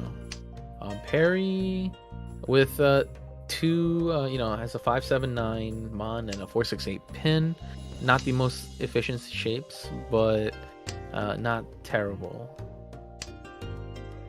Yeah, and so at the same time, we still only see the 2 Dora on the table. There hasn't been a third one drawn just yet, so still 2 Dora in the wall that both the Grabber and Sai are going to be looking for. Yeah, the Grabber just decides to doesn't need it. Looks like their new plan is all simples, probably Reachy as well. Yep, and Jumbo taking the more efficient line now. You mentioned that they were holding onto that green dragon as kind of a safe discard if they needed it, but now it would be too much of an efficiency hit, so they go ahead and drop it, and they're just going to try to go as quick as they can and end the hand. Yeah, and that seems to be kind of the theme of everyone's hands here. Sai decides to continue keeping the Dora, correctly realizing that to get second, you kind of need to keep that value. A little bit of an unfortunate draw for Perry let's there. go. Oh, it's amazing. Oh yeah, the 2 Dora now. So Sai, what is that? 1 tile away from, 2 tiles away from Tenpai.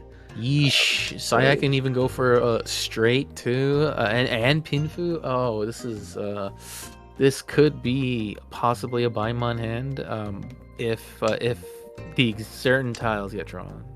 Yeah, it'll take a pretty specific thing to happen, but we'll see if they get lucky with it.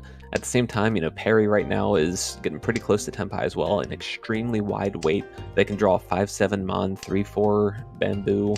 They can draw all kinds of things, 6 Mon, 2/5 Mon. Any of those will put them in Tenpai at this point. And Sai now can choose. Oh, yep. Decides to continue believing for the straight. No longer Pinfu, but Reachy, a full straight and 2 Dora. That's a Mangan. And if you get 1 Urdora, that's a Hanuman. Easily enough to overtake if they end up finding it. Yeah. We'll see. Yeah, and I think Sai will just Reachy because there's a chance that they don't get the full straight. Yeah, if they get there. And let's see, so they're not drawing what they need right now and end up keeping the 4 pin. Probably worrying about dealing into people's hands as we are getting pretty close to the end of the hand right now. Oh, Reachy. Very good. 147. Okay, so yep, go ahead and reach that. There's no ones left. That's the big thing. So there's going to be no pure straight here going on. But they're hoping to be able to get something, but I'm not seeing anyone that's going to deal into this, so they're going to have to draw it themselves. And there are a good number of 7s in the wall still. Oh, no, there's sorry, one. There's one that's 7 in the correct. wall. So still some options. One But 7 we'll have and to see one if they can find 4. it. Yeah, this is the. Ooh, what do I do? What do I cut here? The 5-mon looks terrible. Yeah, and I think they're Oh! gonna Oh, lucky! Yeah. リーチスモ Yeah, so Oh that's my exactly what Saya goodness. wanted to see. The Reach Sumo Dora Dora for 7,900 points. That's going to push him up into, I believe, 3rd place here. That isn't enough for 2nd. No, not quite. No, it's not So enough. But still going to be happy with the outcome, though. yeah, you take 3rd. It's pretty close. The Uma is not so much. So yeah, it's like a -7, -8. That's not so bad. Yeah, absolutely. And we can see from the scores on the left side, that puts Saya about at 3 or so. So it's still going to be pretty close overall. The grabber going down, and looks like Jumbo is going to be the person to beat. Yeah, Jumbo's at like about 50 points, 47, and Sayai, and everyone else is around 0, it seems. All right, so Tips, what were you thinking about that game here? That was a nail biter all the way to the end. That first sumo from Jumbo getting the green dragon for the 3 concealed triplets, getting the Mangan to really start pushing out into the lead. I guess that wasn't even the first thing. Even before that, catching the grabber, for a lot of points, that Mangan. Jumbo starting out very strong, but we had a lot of good counterplay later on in the game from our other players as well, as we can see in the scores here. Yeah, a lot of lead changes, a lot of going back and forth here, but looks like the scores right now, so Jumbo, as we were saying, is very close to plus 50, and they are far ahead. The 2nd, 3rd, and 4th are all pretty close together. Really, 2nd, 3rd, and 4th are going to be decided by placement order alone.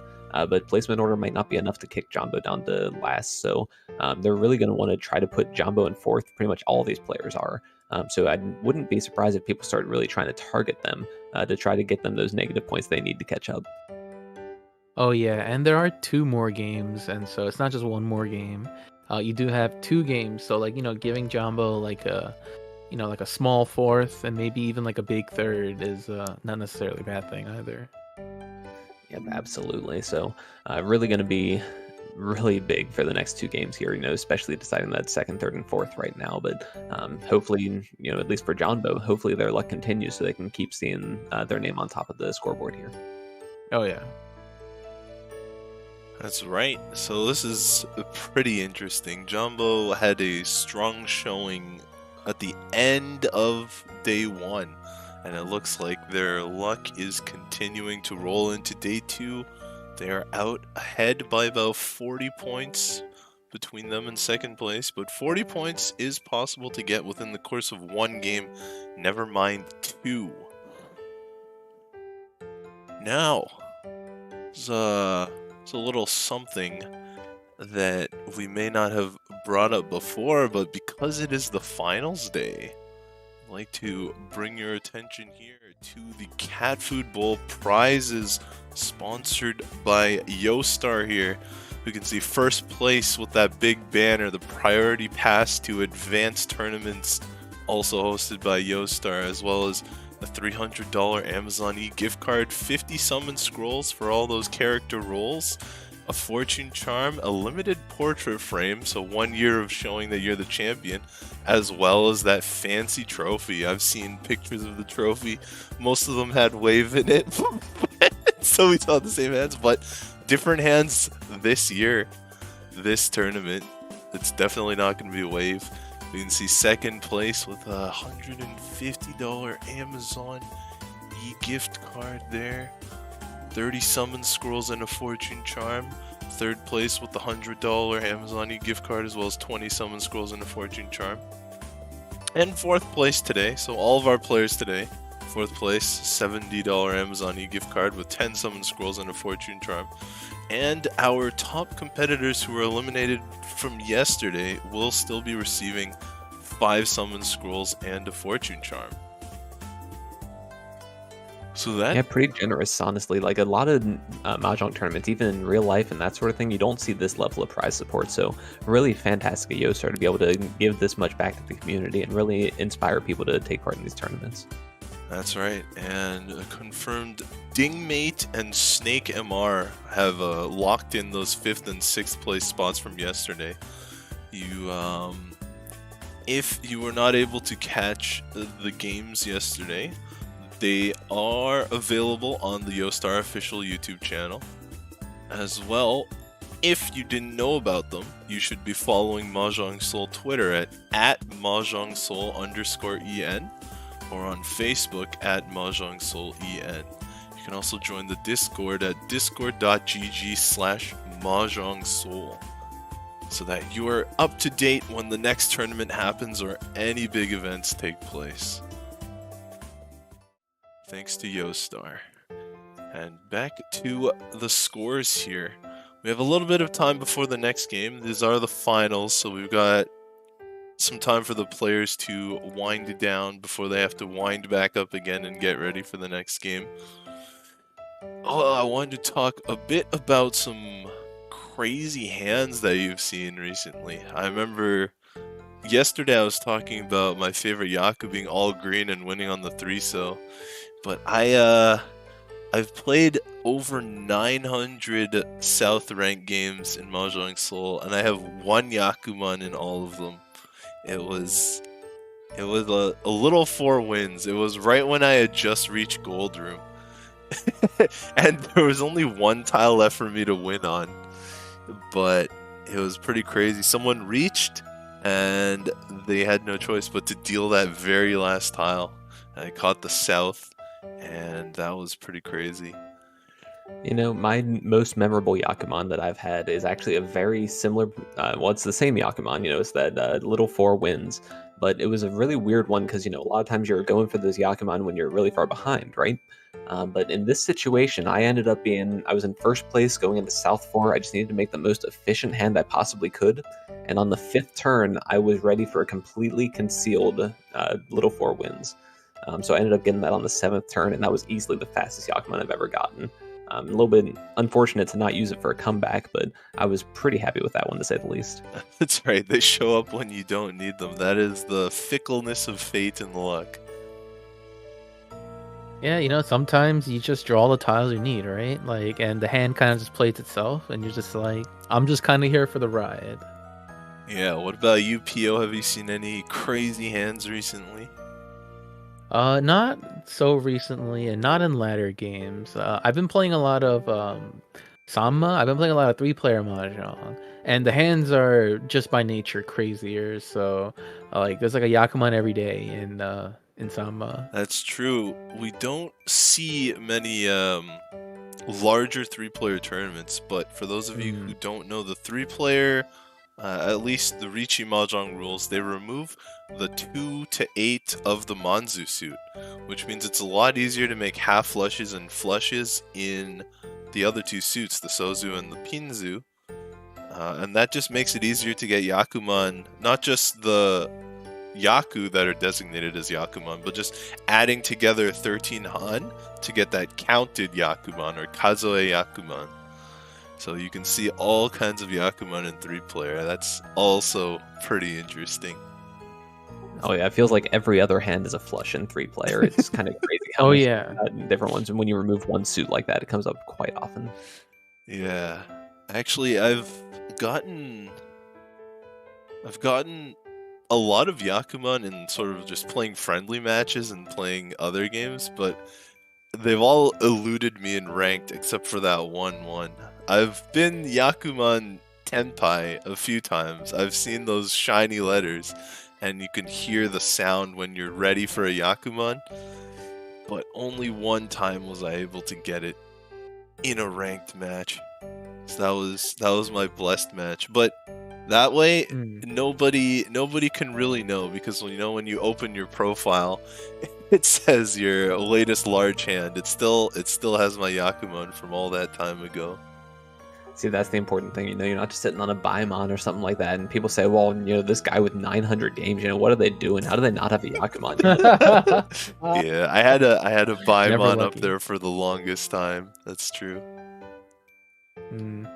I think one time, I was in. Oh god, I think I recently ranked up to Master 2, and then I in one of the few games after that, I got nine gates, not the 9-sided one, but I got the 9 gates, and I was like, oh, this is great. And then just it's like fate, right? I took 4, so many forts. I think I took 10 forts in a row immediately after that, and I was very sad. It was terrible. Yeah. That is quite sad. That is unfortunate. But I got the Yakuman. And it's actually funny. We were talking about Baimon and Yakuman. You almost forget there's something in between. The Sanbaimon, the 3 times Mangan. Because it's actually rarer than a Yakuman to get 11 or 12 Han instead of just a full Yakuman. I don't have any of those in ranked matches myself. Very difficult. Yeah, I can't think of any that I have either. It's not the sort of play style I do very often. I'm very much a quick hand type of person, or getting that reach in there. But Sanbaimon, usually requires a lot of cons on the board and that sort of thing, which unfortunately my play style doesn't lend towards. Yeah, and speaking of quick, it's time to quickly jump into game 2. Good luck, everyone. Alright, so we're seeing Sai starting on the dealer with a pretty strong starting hand. 1 Dora already in a set, lots of good shapes, not too many honors to cut, so they're pretty happy with that one. And at the same time, the Grabber already with that set of red dragons in hand. So lots of real potential quick hands going on right now. Oh yeah, and Jumbo, looking over at Jumbo's hand, Jumbo also has a good chance of decides to just open, going for probably this fully outside hand, or it's probably just gonna be that. And it looks like it could be unfortunate. It's going to be hard to get their hands on the 1 pin, especially if Sai cuts theirs early. There'll only be 1 left on the wall. So we'll have to see if Jumbo is lucky enough to find that one, because if not, they could actually be on pretty much a dead hand, because it's going to be hard to get a Yaku if they don't get that mixed triple sequence down. Yeah, it's gonna be a little rough. Yeah, that 1 pin is gonna be their big blocker, but the Grabber gets into Tenpai, so maybe Jumbo just decides to fold with what little information they have. Yeah, I think that's somewhat likely. With a hand that's this limited, it's really hard to push into this kind of early reach here. Now that said, we can see, again, from the spectator perspective, that we've got 3 7s out already. So there's 2 in Sai's hand that are probably not going anywhere. And then 1 with the call with Jumbo over there. So only 1 left in the wall for the Grabber to draw. Yeah, but I imagine, I don't know. I feel like it might come out of Sai's hand, maybe, but probably not. So there's just, like you said, there's just 1 left, and hopefully the Grabber gets it. Yeah, it's really going to come down to if Sai has other safe tiles or not, because if they're in a position where they have to push something one way or another, then it's more likely that it's going to come out. But it looks like they're just going to be pushing this hand and trying to win instead. Yeah. So that's a pretty safe route for them to go. Yeah, this is just unfortunate for the Grabber, but there's pretty much, the Grabber just pretty much lost their Riichi stick here. Yeah, it seems pretty unlikely that the 7s are going to come out of Sai's hand. Yeah. As far as everyone else goes, it looks like we got 2 Dora from Perry across the table, but it looks like they're trying to fold out right now, so not expecting them to be able to make it back into this hand. It looks like Jumbo is taking apart their hand pretty badly too, as kind of expected, with the narrow Yaku that we were talking about. So I think really at this point it's down to Sai and the Grabber, and turns out Sai does draw into the Tenpai here and does decide to slam that reach on the table. Oh, if Sai got the Ipatsu on the Grabber, that would have just been brutal. Yeah, 1 turn off. Unfortunate for Sai. We saw that 4 just come out. And right now we can see, what is that, 2, 3, 4, 5 tiles. So there's 3 left in the wall that Sai can draw, if I'm doing the math correctly. 1, 2, 3, 4, 5. Yeah. Yeah, it's we'll have to see if Jumbo does decide to cut the 1 so because there's 3 Tuso showing. It is the Riichi discard tile, but it's one chance. So maybe Jumbo cuts it because this red dragon is nowhere to be seen. So I don't know what you cut here. And that is one thing I want to point out real quick, the significance of that reach discard. So a lot of times when you're this late in the game, the end of the second row, the reach tile is likely to have other tiles near it. So that's going to indicate the tiles around there are more dangerous, like this one mon that Sai does manage to draw. So we can see the reach Sumo Dora hand for 2,000 points from everyone. Jeez, yeah.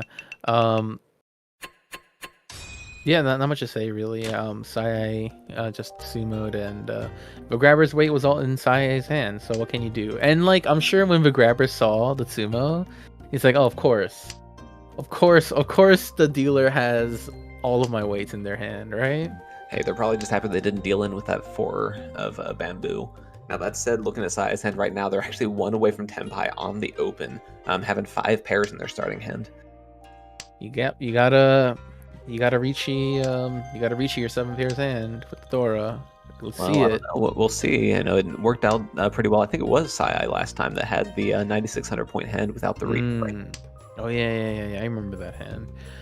Perry over there though looks like they're just building all simple's hand. Oh, this is a choice for Sai. Oh, let's go. The hedge, taking the opportunity, seeing if we can find the Suonko. That is the 4 concealed triplets. Obviously, it's pretty unlikely to draw everything, but setting themselves up for great success here. Oh, doesn't even decide to hedge a little with that 5-6 pin. It's gonna commit to some sort of pair-based hand. And when you're that close, it makes a lot of sense. And by discarding that 5, it's actually kind of cutting off the Dora. So we can see that there's only 1 5 left after Vigrabber's discard as well. So it's going to be a little bit less likely people can use that Dora, which really lends towards, having a nice silent hand if you are waiting on the Dora. Yeah, Vigrabber, has a lot of awkward shapes. Sai decides enough is enough. I'm just going to open this hand for all triples, possibly Dora 2 or 3. Yeah, it could be a little bit tough to find these 4s. The 4s don't usually come out too often. We can see that the 2 Formon are in Perry and Jumbo's hand, and then the 4 So's are nowhere to be seen just yet. So Sai really going to have to find one of those most likely to complete this hand. Yeah, and Perry just kind of looks like Perry's like kind of fold inclined, copying the discards of a grabber, kind of just trying not to deal in. Like, I think Perry is spooked by whatever they think other people's hands are right now. Yeah, and it's kind of interesting because looking at the discards right now, it looks fairly obvious that they're going for all triples.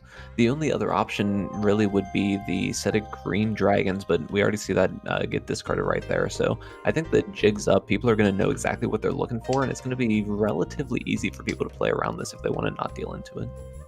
Yeah, and Sai looks like they're just going to hold this Dora till the very end. Some people might decide to... as I say that, Perry decides to cheat, decides to continue to attempt to advance their hand. Yeah, and just 1 tile away from Tenpai here, so can't blame Perry for that at all. That's the sort of thing where if you are able to truly read into this and see that this has to be an all triplets hand, it makes it a lot easier, a lot safer to kind of push aggressively like this, because you'll know what the dangerous tiles are.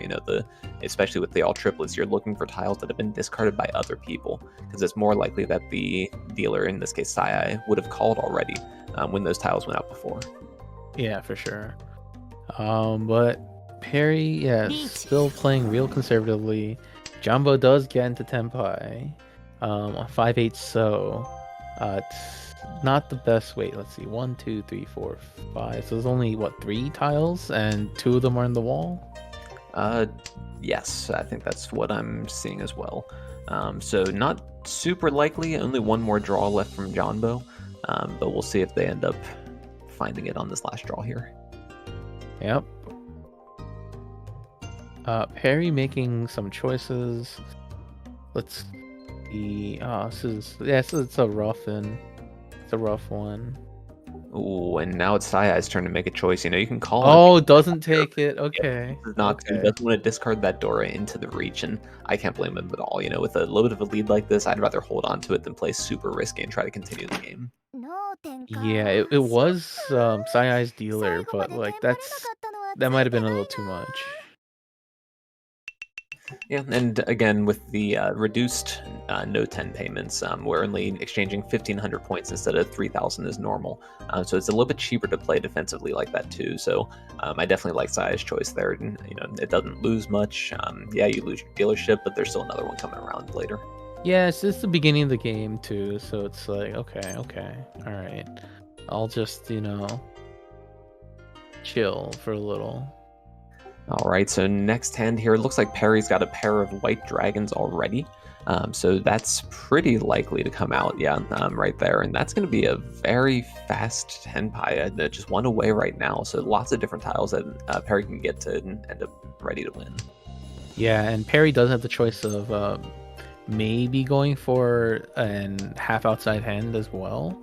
But probably just going to take a Tenpai here. Yeah, I think so. And this does leave it open to upgrades. If they draw the Dora or something like that right now, they can switch that over and still have that half outside hand with the Dora.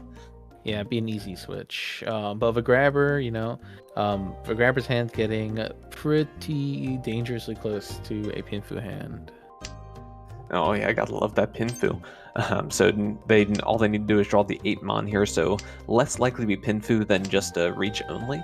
But it'll be interesting to see if they do just find that reach only, if they're going to take that or not. Yeah, and there's also an option of even cutting the two 9-mon. If Vigrabber draws like a 6-mon, you cut the 2 9-mon, then you're all simples along with Pinfu too. Yep, absolutely. So unfortunately, finding the 4 first here. So we'll see if they do want to take just the reach here, and they will. Yeah, doesn't seem so bad. And Perry also doesn't. It's like, oh, it's not that bad. Cuts a dangerous 6-mon to keep Tenpai, but that 6-mon does leave the 9-mon a little more prone to being dealt in. But as I say that, Perry sumos their small hand and stops this. Yeah, and honestly, that was kind of a crazy push in my opinion. I don't know if I could have made that same discard with that 6-mon coming out there. So more power to him. Perry manages to find that discard and finds a win because of it.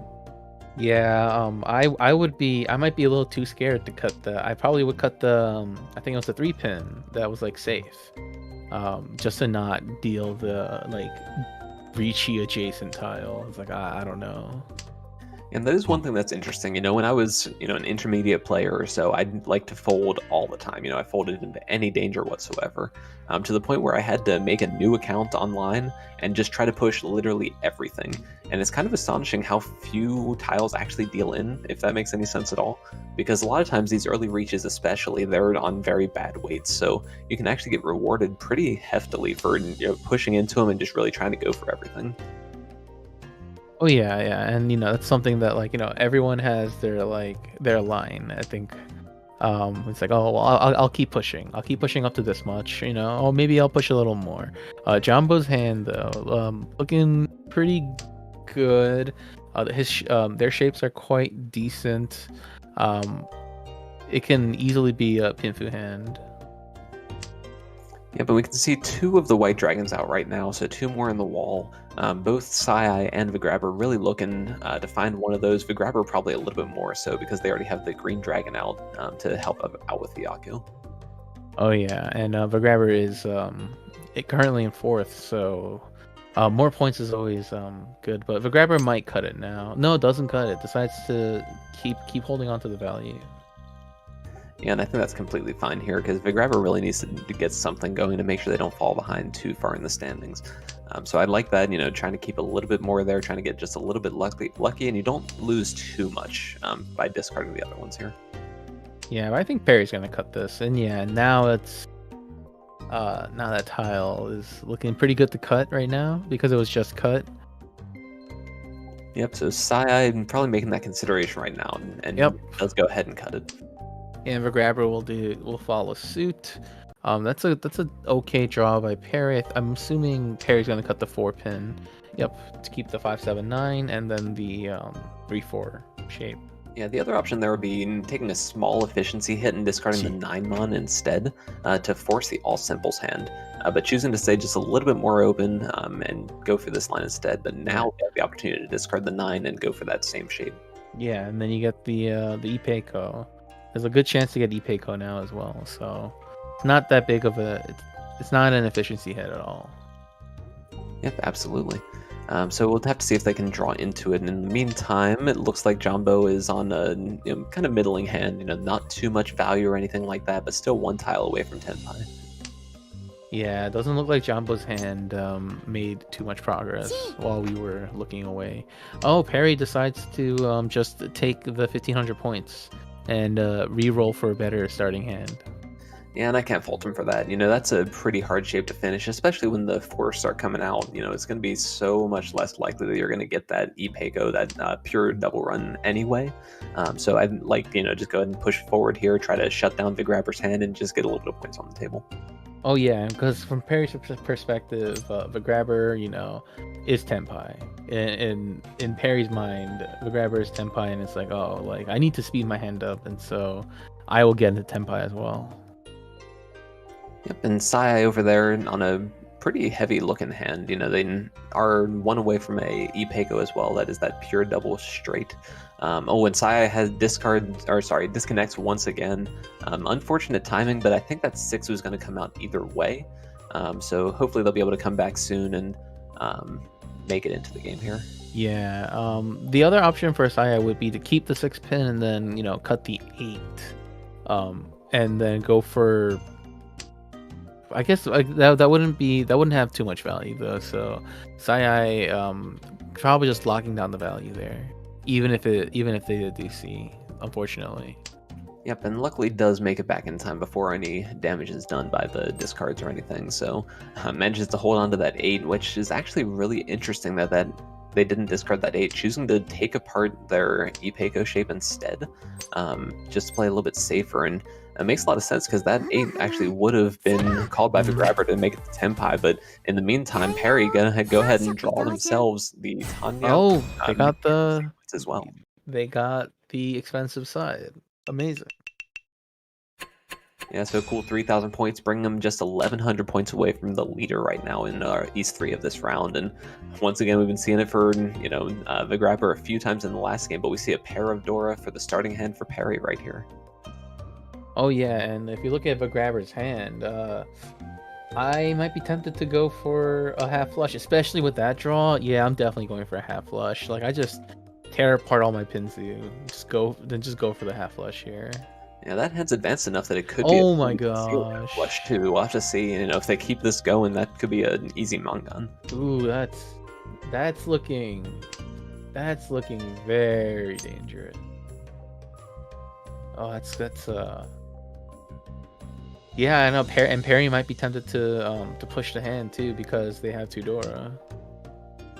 Yeah, absolutely. So the grabber, stalling out just a little bit now. Not tile after tile after tile of improvement like we were seeing for a moment. Jonbo over there, pretty good shapes overall, and actually very close to Tenpai as well. So just 1 tile away with a very wide weight to make it Tenpai. Oh yeah, and Jumbo, it looks like Jumbo's thinking about possible added value, maybe keeping that 7-mon for possible Ipeiko. And does decide to just keep the same. Decides to cut the 4-mon.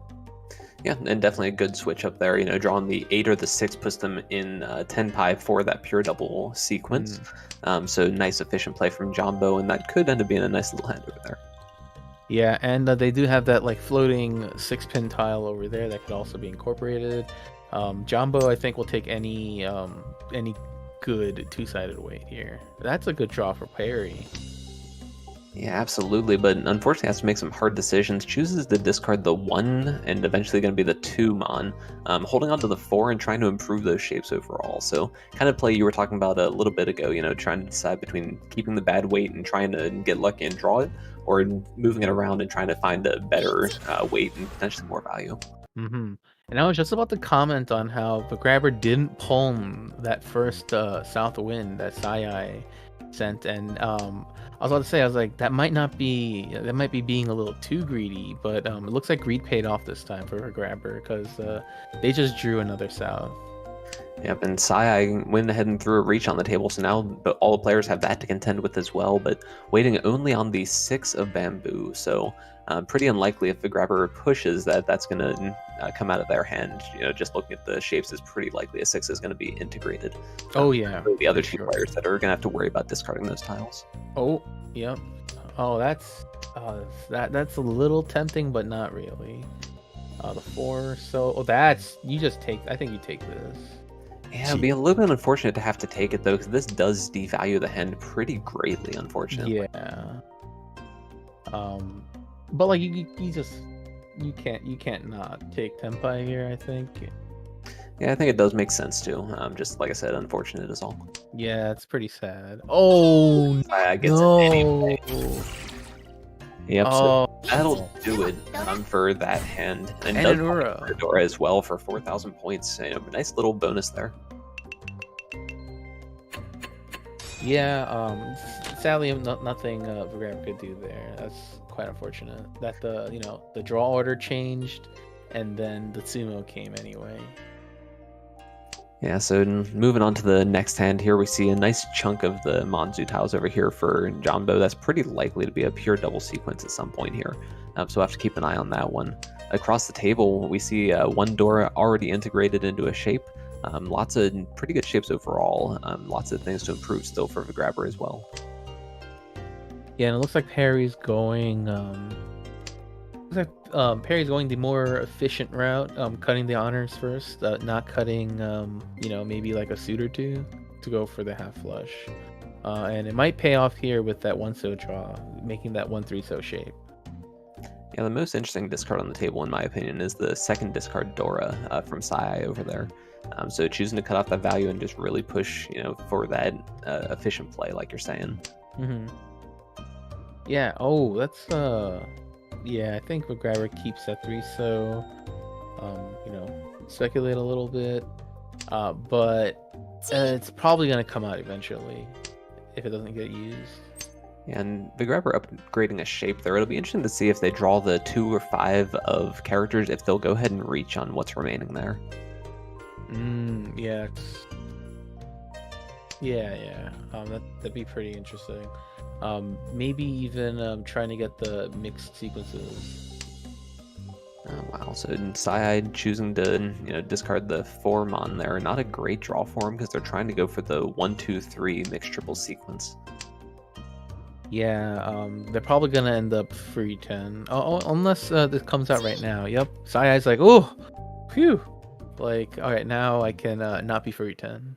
Yeah, nice little save there. Sai is gonna be pretty happy to see that one.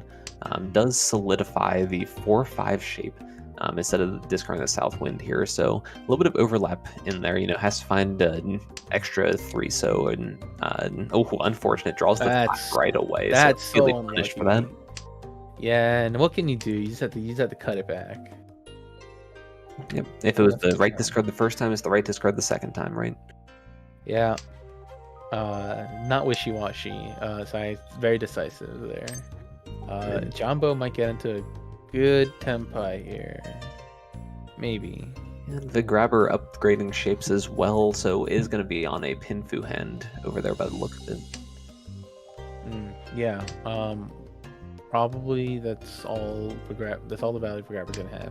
Yeah, that 2-so might look good, but it's gonna be free 10 if the Grabber waits on it, which they're probably not.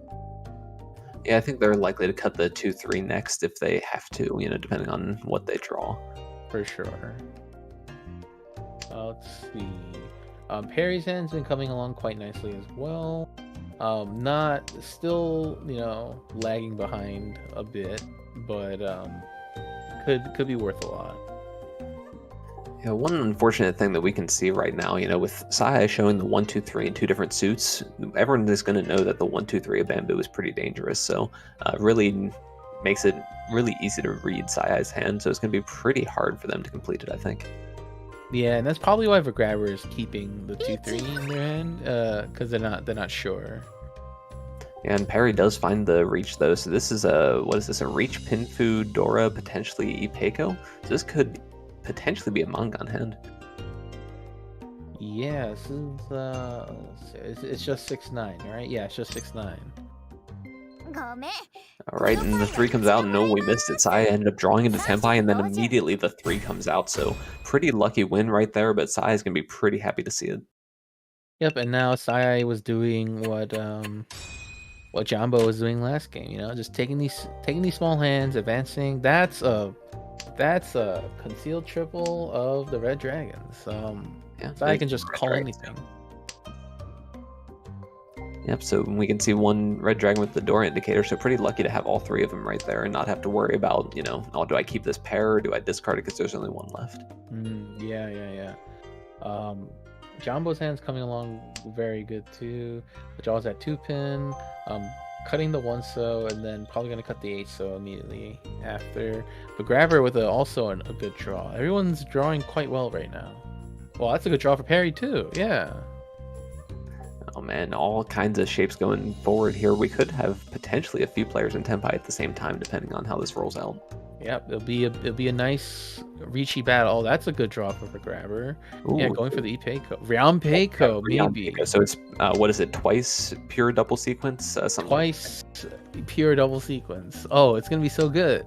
The weight's not great, but how can you say no to that hand? Yeah, if the Grabber does not quite.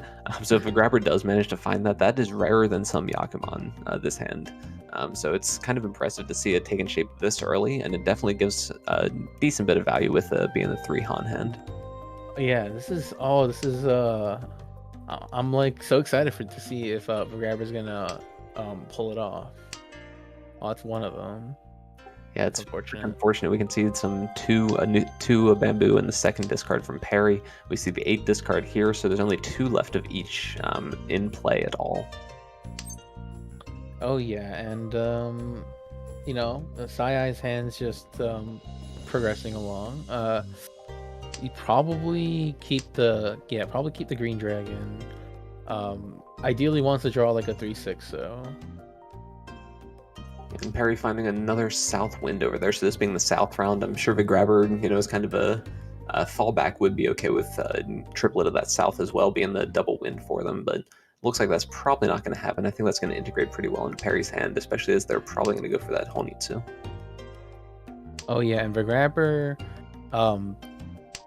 has the opportunity to go for just the 7 pairs if they draw something that looks uncuttable.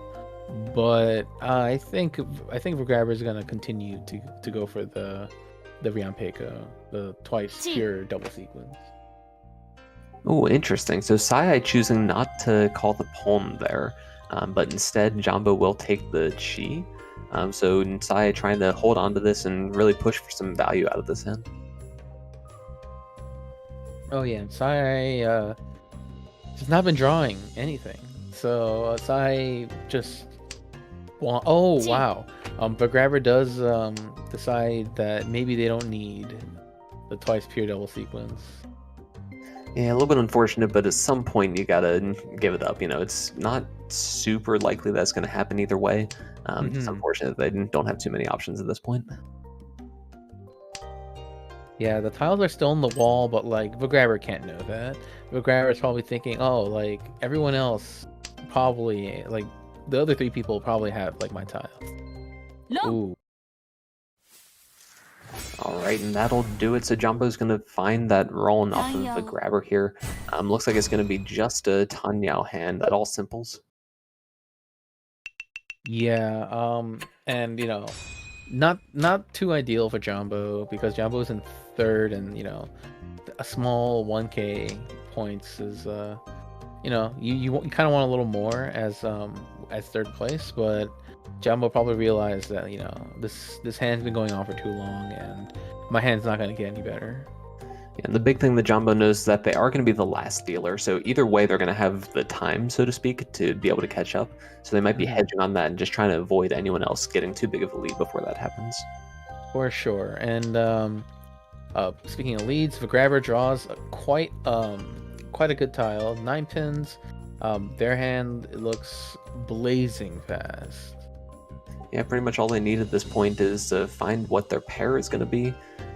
But yeah, there are 2 tiles out from Tenpai here by the look of it, and there is a pair. If they There's a pair. It's going to do it. Cut So the one 5 tile away pin. from Tenpai. Yep. Yep, ends up cutting the 5 pin. Now, pretty much guaranteed pinfu here. To a point, and there is a corner case where if they draw the 1-4, they've got to make a decision. That is 1-4 of pins, because well, they're going to make that decision right now. But if they were to keep the 1-2-3 or 2-3-4, then it's actually an extremely wide weight for Tenpai, but it's still somewhat likely that they end up on a bad weight. Yeah, and the grabber now has to choose between just the Each. 3-so or the 2-sided weight. Yeah, you take the 2-sided weight for pinfu. You trade the Dora for a wider weight. Oh, and Perry's going to snap up that Dora. So we see the pawn of the Dora right now, 1 tile away from Tenpai as well for Perry. Yeah, it's like a, in that situation, yeah, you just open the hand, get your basically your 7,700 point hand, right? Like not too shabby. Yeah, I think Perry's going to push it pretty hard. They really want to catch up with Sai and get back the first place here. Perry does get into Tenpai, waiting on just the inside weight 5-mon. So by probability, the grabber should beat out Perry, but that might not happen. Yep, absolutely. There's only the 1-5 left on the wall, so it's going to be interesting. With that 8 coming out there, it's possible that a Nakasuji trap will get set up. That is, if the 8 comes out and then the 2 comes out as well, people are going to think that the 5 is safe, but obviously that would deal right into Perry. Yeah. And the 2 just... Oh, there it is. Oh, is it going to happen? Yeah, it is. It's pretty unlikely, I think, because I think that these players have mostly enough safe tiles. I think the person that'd be most likely to deal into it is Sai at this point. So we'll have to see if they're able to avoid that. Yeah, but the 5 does look pretty usable, and the like the 7-mon. Okay, the 7-mon does. They don't look too good, but yeah, Perry's continuing to chug along to fight the Ricci. Yeah, it looks like Jumbo's folding pretty well here at this point. Nothing too exciting going on over there. So they're probably out of the game. I think Perry is going to just keep pushing this one, though. They do have the option to switch up the weight a little bit at this point, though. They could discard the 4-mon and end up with an open 5-8 weight, but that actually ends up with them being 4-10 instead. So it chooses to go for the dual pawn weight. So we can see that they're waiting on the 6-pin and 4-mon now instead. Now it can change to be 3-10. No, okay. Perry decides to keep the weight and not go for the 3-10 2-sided weight. And drawing the Dora actually ends up it as well. Whoa! So no win off of the con there. Now the 2 ends up being a little bit dangerous because it's right next to the new Dora indicator as well, but manages to avoid dealing in and draw the 6 of. Drew it. So that's going to be an easy Mangan. That's so gross. Okay. Yeah, I mean sometimes you just you just have a con of Dora, right? Oh yeah, I love those games when that happens, and is only 100 points behind Sai now, so nipping at the heels, and Perry's really going to be looking to overtake in this South 3 round here. Yeah, and now that we're in South 3, knowing the point situation as is, Jumbo is currently at 47, and everyone else is like less than 10. And so, how much do you think that other players are going to be trying to target Jumbo here? I think if it was closer between the grabber and Jumbo, it'd be more likely that it would happen, but with it being pretty much a little bit more than a full Mangan outside, I don't think the targeting is going to so much happen. It's I think people are just going to be happy with Jumbo being in 3rd place and trying to push ahead their own scores instead. I see. All right, so right now, Perry, once again, we've seen it with all kinds of dealer hands, already has a pair of Dora. And has the option to start pushing towards a half flush. It will be a bit of an efficiency hit, though, so I think that we're going to go for a more standard hand instead. Yeah, I don't think the half flush is the choice here unless something crazy happens, like someone calls a Ricci and all those other tiles are safe. but probably not. Perry could choose to go for a all simple, but because they have the 2-3 pin and the 7-8, so it's a little sketchy because they might draw the bad side. Yeah, absolutely. I hate it with those hands and with the mixed triple sequence open hands. If there's a chance that you would end up, having a Furita in hand because you drew the wrong tile, I always hate going for those personally. Yeah, and right there, Perry decided to not go for a full flush. If they decided to pawn the 3 mons, then they would then you would just start cutting all your non-mons and go for maybe even full flush 2 Dora, maybe even 3 Dora, and get the buy mon. But decides to be a little more conservative. Yep, and so looking at other players' hands right now, John Bo has the option to go for that all simples hand. Might build towards it right now, as a matter of fact. I think the 9-7 shape is come out. Yeah, definitely gonna come out. Yeah, so nice play from John Bo, I think, there, and actually some potential for a mixed triple sequence as well, but pretty unlikely. It would take a couple extra steps in the shape there. Oh, that's a pretty decent tile for a grabber, but they'll be quite sad if they have to cut the Dora, if they get the Tenpai that way. Oh, they're not gonna do it. They're gonna cut the 5 mon. They lose Sanshoku and they lose a Dora. No, you can't do that. Yeah, I think that we'll see that 5 come out sooner rather than later for that reason, with the grabber being past all the dealerships, he's actually kind of in a desperate situation as far as the point totals go. So I think we're going to see him going for those high value hands whenever possible right now. Yeah, I don't even think the grabber would take the 4 mon. If a grabber drew a 4 mon, I think you would just cut it. Yeah. This is fine. Yeah, unfortunately, the hand has to cheapen a little bit here, but I think that he's just too worried about losing the hand entirely if he doesn't open it up here. So, gonna try to maybe just overtake Jumbo right now is what Grabber's trying to target. Yeah, Grabber's probably going for 3rd place here, and 3,900 point. Oh, very good. 4,000 point hand right here is pretty good into overtaking 3rd. Absolutely, just needs one more of those basically, and will overtake into 3rd here. So Jumbo's probably going to be sweating a little bit, seeing as his points are slipping away. Oh yeah, Perry has a couple of pairs, but if we look at Jumbo's hand, also 6, 7, 8 Sanshoku is mixed sequences is pretty doable. Looking like fairly efficient, fairly straightforward. Same with everyone else's hands. No one's hands screaming a lot of value or something unusual. Yep, absolutely. Now we're in an interesting situation right now where like I said, the point difference between Jumbo and Grabber was just too big for anyone to target Jumbo.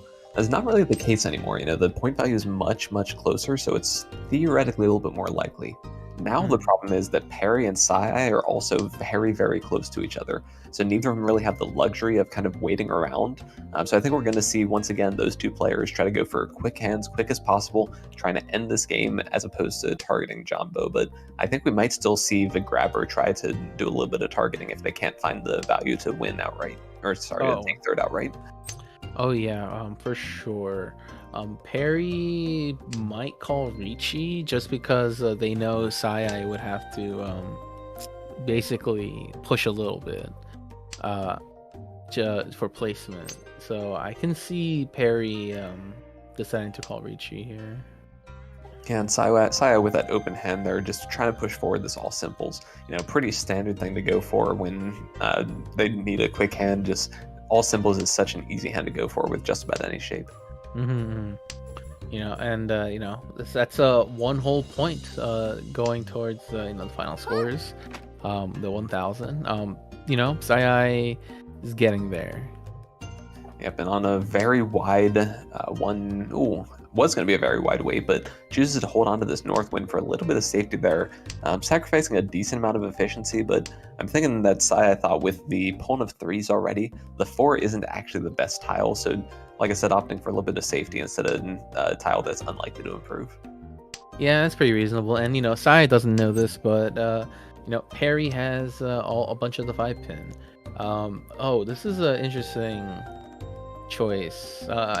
Do you Richie? Oh, denies a Tenpai. Jumbo wants all simples. He wants more points. They want more points. And I think either more points or just a better weight. So we can see that with the 6667 shape right there, it's actually pretty easy to upgrade that one into a much wider weight than what we have here, and possibly integrating the Dora too if they get lucky. Jumbo decides to not accept a possible Ricci and three concealed triples. Oh, very good. Okay. I think you just chase here as Jumbo. Yeah, the problem is if you deal in, then you're just immediately going to drop to last place. Well, it's pretty likely that you drop to last place. Man, that's just such a tough situation. Oh, decides to not Ricci, but take the Tenpai. I like it. But like, I don't know. Yeah, with I that might four Ricci. coming out, then it's also a Suji trap a little bit. But we see across the table, the grabber's got 3 Dora that they're sitting on that we haven't talked about too much yet, and they're just 1 tile away from Tenpai as well. And Yeah. will feel right in. So that's exactly what Jumbo was looking for. That quiet hand to end it. Doesn't have to worry about dealing in or anything, and takes down a couple thousand points. Yeah. Well, the games do continue. So this might not be great for Vigrabber, but Vigrabber does have another chance. Yep, any sort of Suma Mangan or anything like that will be what the grabber's looking for at this point. And at the same time, if anyone's able to... Oh no, sorry, it's just slightly off. Jumbo could deal into a direct Mangan from either Sai or Perry and still retain their placement. So they're probably pretty happy with the point situation right now, relatively speaking, of course. Yeah, it's not terrible for Jumbo, but with that one win and with this hand, I think Jumbo's looking to go for first. Oh, that's a good draw. Yeah, not too bad. So moving towards that all simples sort of shape, we'll have to cut off the 1-2 over here, so not super unlikely. In the meantime, Perry over there is starting to look like they've got a pretty quick hand as well. But unfortunately, it looks like it's going to be a little bit shy of value needed if they try to open. So I think Perry's going to be looking to go for like a Reach Tanya hand, that is Reach All Simples hand or something like that, to try to overtake into first. Oh yeah, I imagine if Perry draws a Dora, I think Perry's just gonna be quiet and just take the 2300. Oh wait, no. There's no Homba payments, so Perry would need to sumo it or need to get a direct hit off Sai.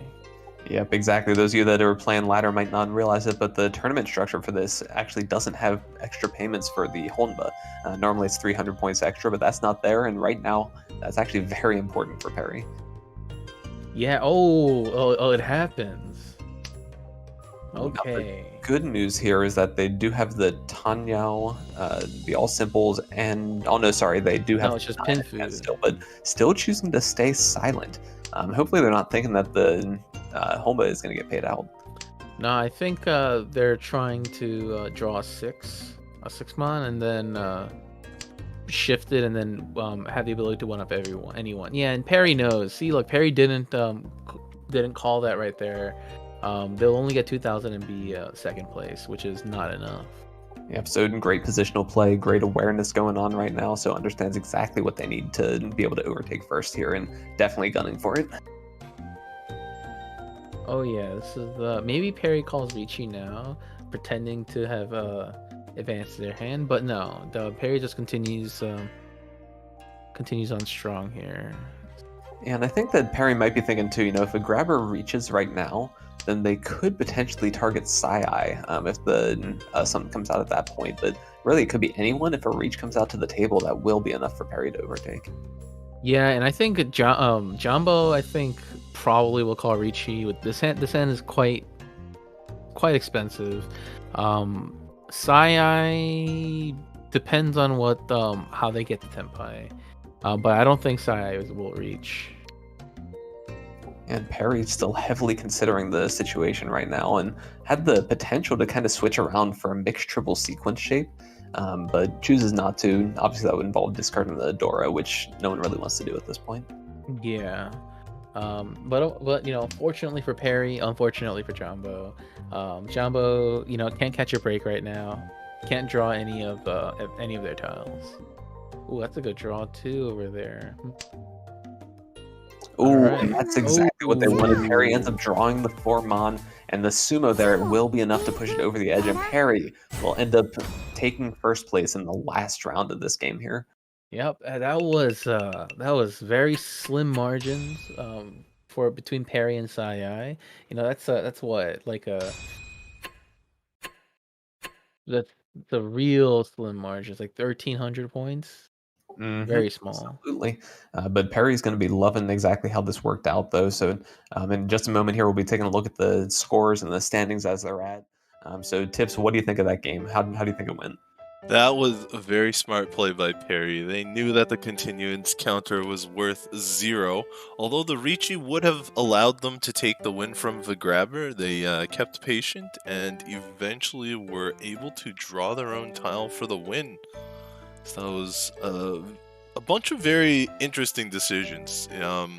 Unfortunately, the grabber coming into the finals as the top dog here, we can see, has not had the best of luck in these 2 games, and currently the only player in the negatives going into the final game, but hope is not lost. We have seen wilder comebacks in Catfood Bowl already.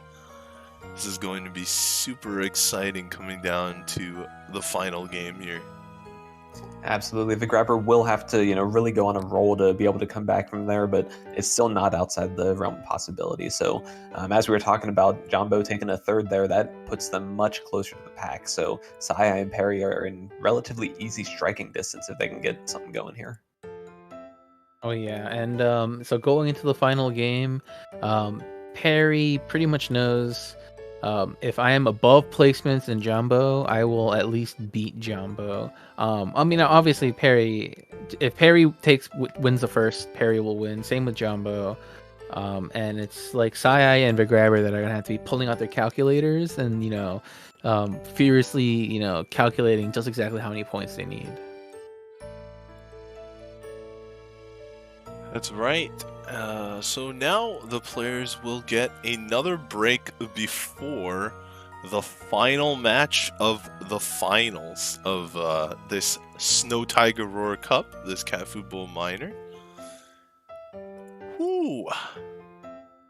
We will have to say goodbye to Crow and Pio here. Well, I would like to thank you both for commentating these finals as well as day 1. It was great to have you on with us. And thank you too, Tips. It's been a great being here, and thanks to Yostar for the opportunity for coming on here. It's always a blast to be able to get to see this top level play and be able to commentate on it for all of you. Oh yeah, same. It's I always appreciate that I get invited back every time, and casting these games, it's been I've enjoyed them quite a lot, and thank you so much, Tips. Yep, and good luck to all the finalists still, and I'll be looking forward to game 3 here. Me too. All right, I'm sure they'll be staying tuned and checking out the stream. In the meantime, I would like to reintroduce Irie to the stream. Hello, everyone. And hello, Irie. Hello, Tips. It's nice to be here again. Hello, everyone.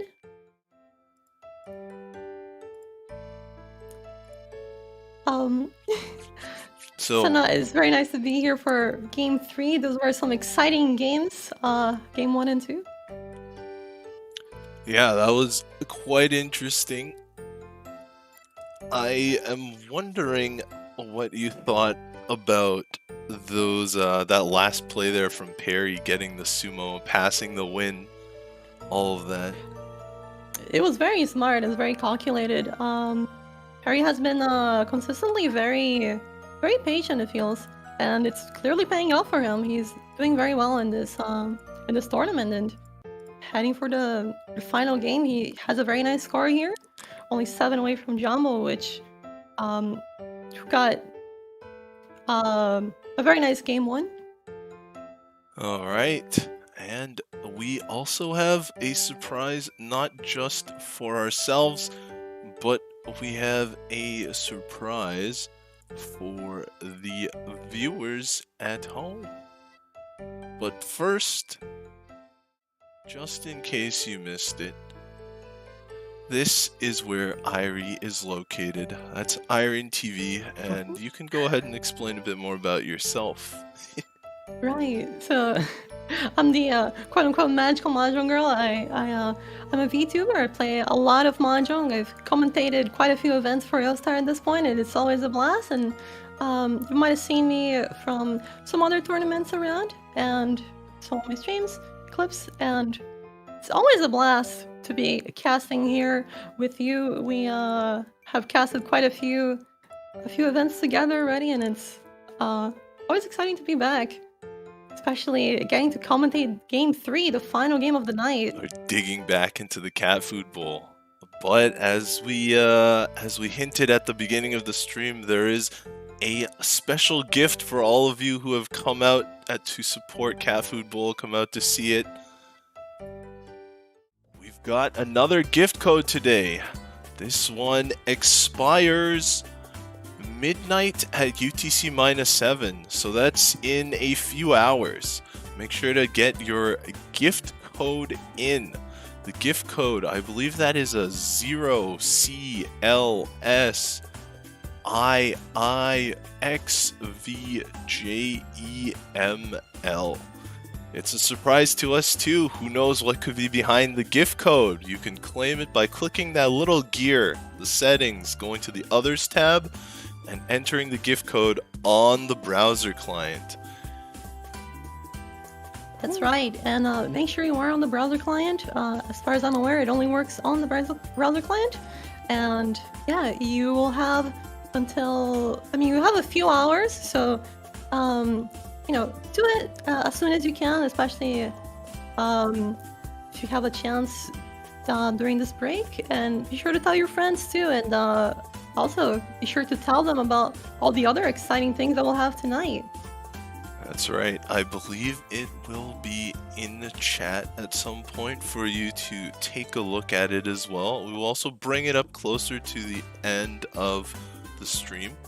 We have exactly 2 hours and 48 minutes. I've received word from behind the scenes, so that's the time limit on that one. Midnight UTC -7 tonight. But not only do we have a gift code for our viewers, but we have some new additions to Mahjong Soul. Irie, if you want to take it away here. So yeah, now we have some new additions. We have the first character that we're going to be introducing tonight. Give it up to Nana Onodera, voiced by Kito Akari. And you can see her here. I really love her design. She's got the nice glasses, a very, very stylish outfit. She's had the classic anime look of, I am smart, I have glasses, I love to read That and write. studious pose. That's right. But if you take a look more closely, she's not your regular avid reader. Hey, she's into reading, she's into writing, and she's into doujinshi. Doujinshi. That's a Japanese word. I wonder what that means. I think it means adult books. Well, maybe not all of them, but I do believe there's a faction out there. There's a certain portion of them. She believes that true love can only be born out of a clash of both the mental and the physical, and thus she does not have a high regard for platonic love. This is a very intense character, as you can see by her emotes down there.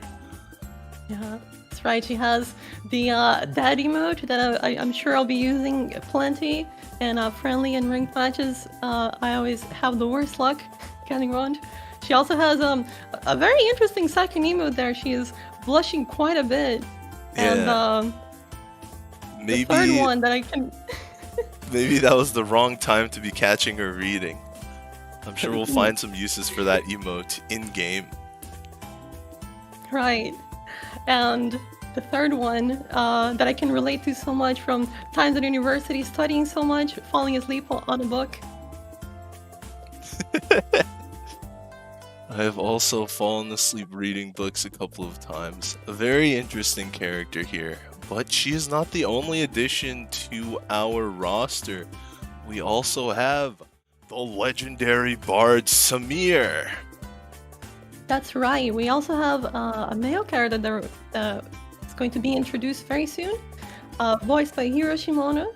Samir is a modern bard. He's got that very nice ikemen, handsome man bard style going on.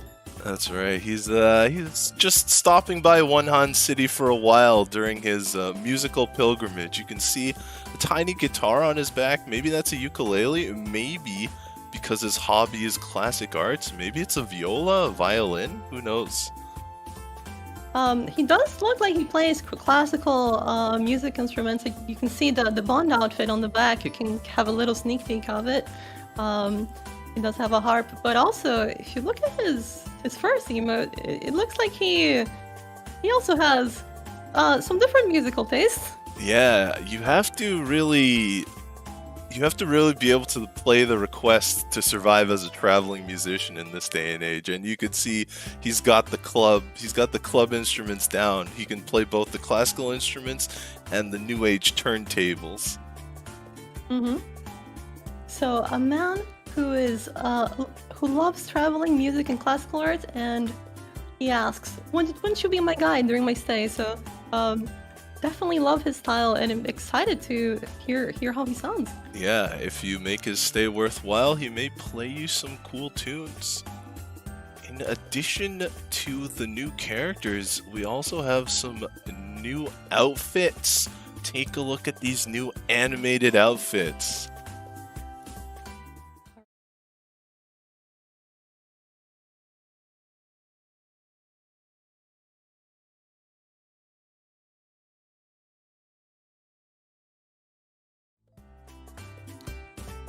So that's right, we're going to have the festive aroma outfits. This one is for Elisa, and here you can see she's got a very nice festive outfit. She's got the little sheep, her little pet looks so comfy, eating. I think those are mochi buns, right? Yeah, I sure hope they aren't real sheep like in the left dumpling pod. Oh yeah, no, those are dumplings. Right. You can see the little fireworks, the classic festive adornments. Yeah, you can see she has a little dumpling carrier, it looks like, or perhaps that's a New Year's celebration. We can see a lot of New Year's decorations in the background, the lion headdress on her head as well, and a lot of that New Year's feast beneath her feet. I wonder if she should really be standing on that table. Mm-hmm. And I just love her expression on this emote. She's just so happy to be celebrating. Yep.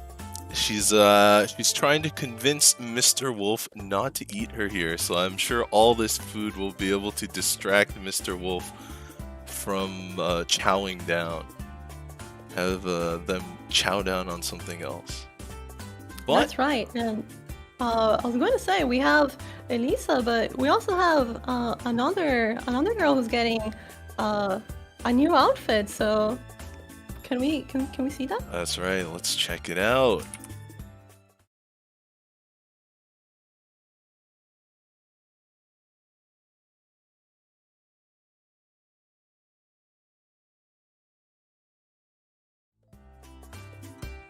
So, along with Elisa, we also have Kaguya Hime, who's going to get a new animated outfit as well. And here she is in a very truly a beautiful outfit. Yeah, she's relaxed here on the couch. She is inviting you in for New Year's and has all the decadence that a goddess likes her deserves. At least she likes to think so. That's right.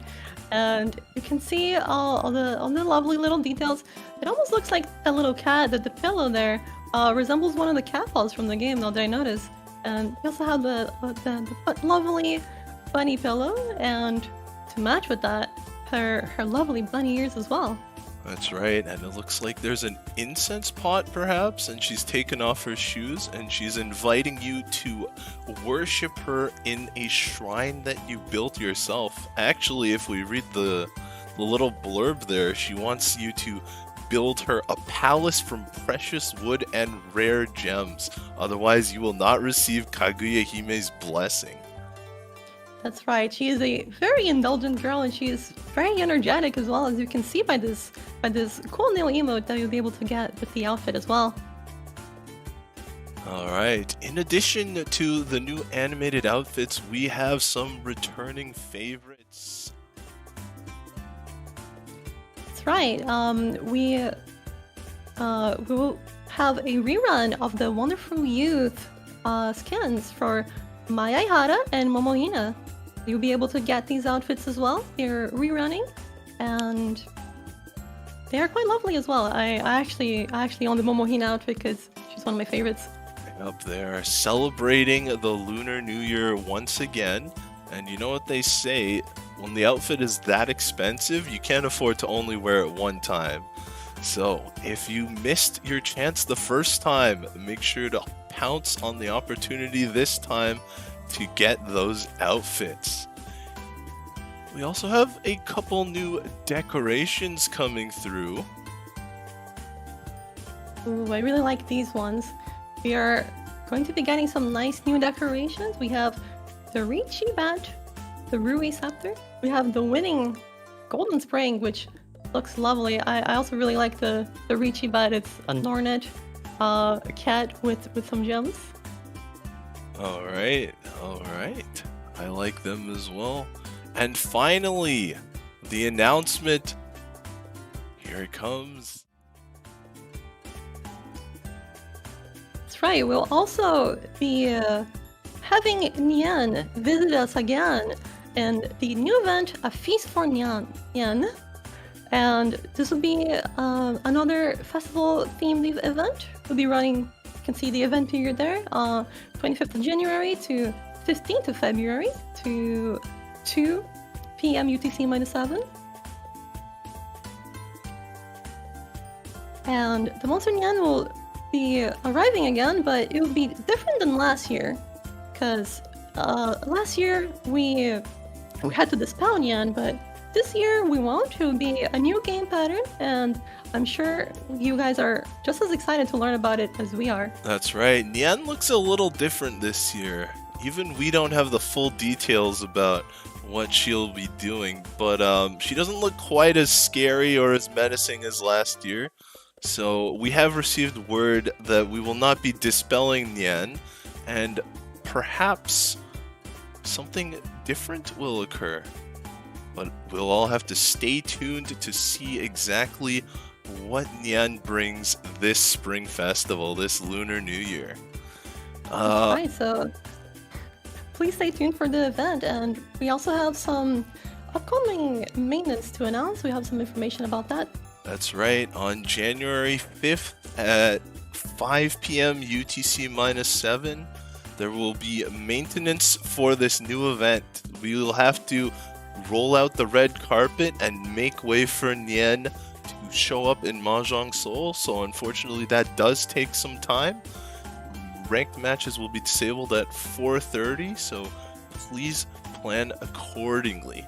Speaking of planning accordingly, it's right about time to get into that final game. I hope you guys are excited. I know I am.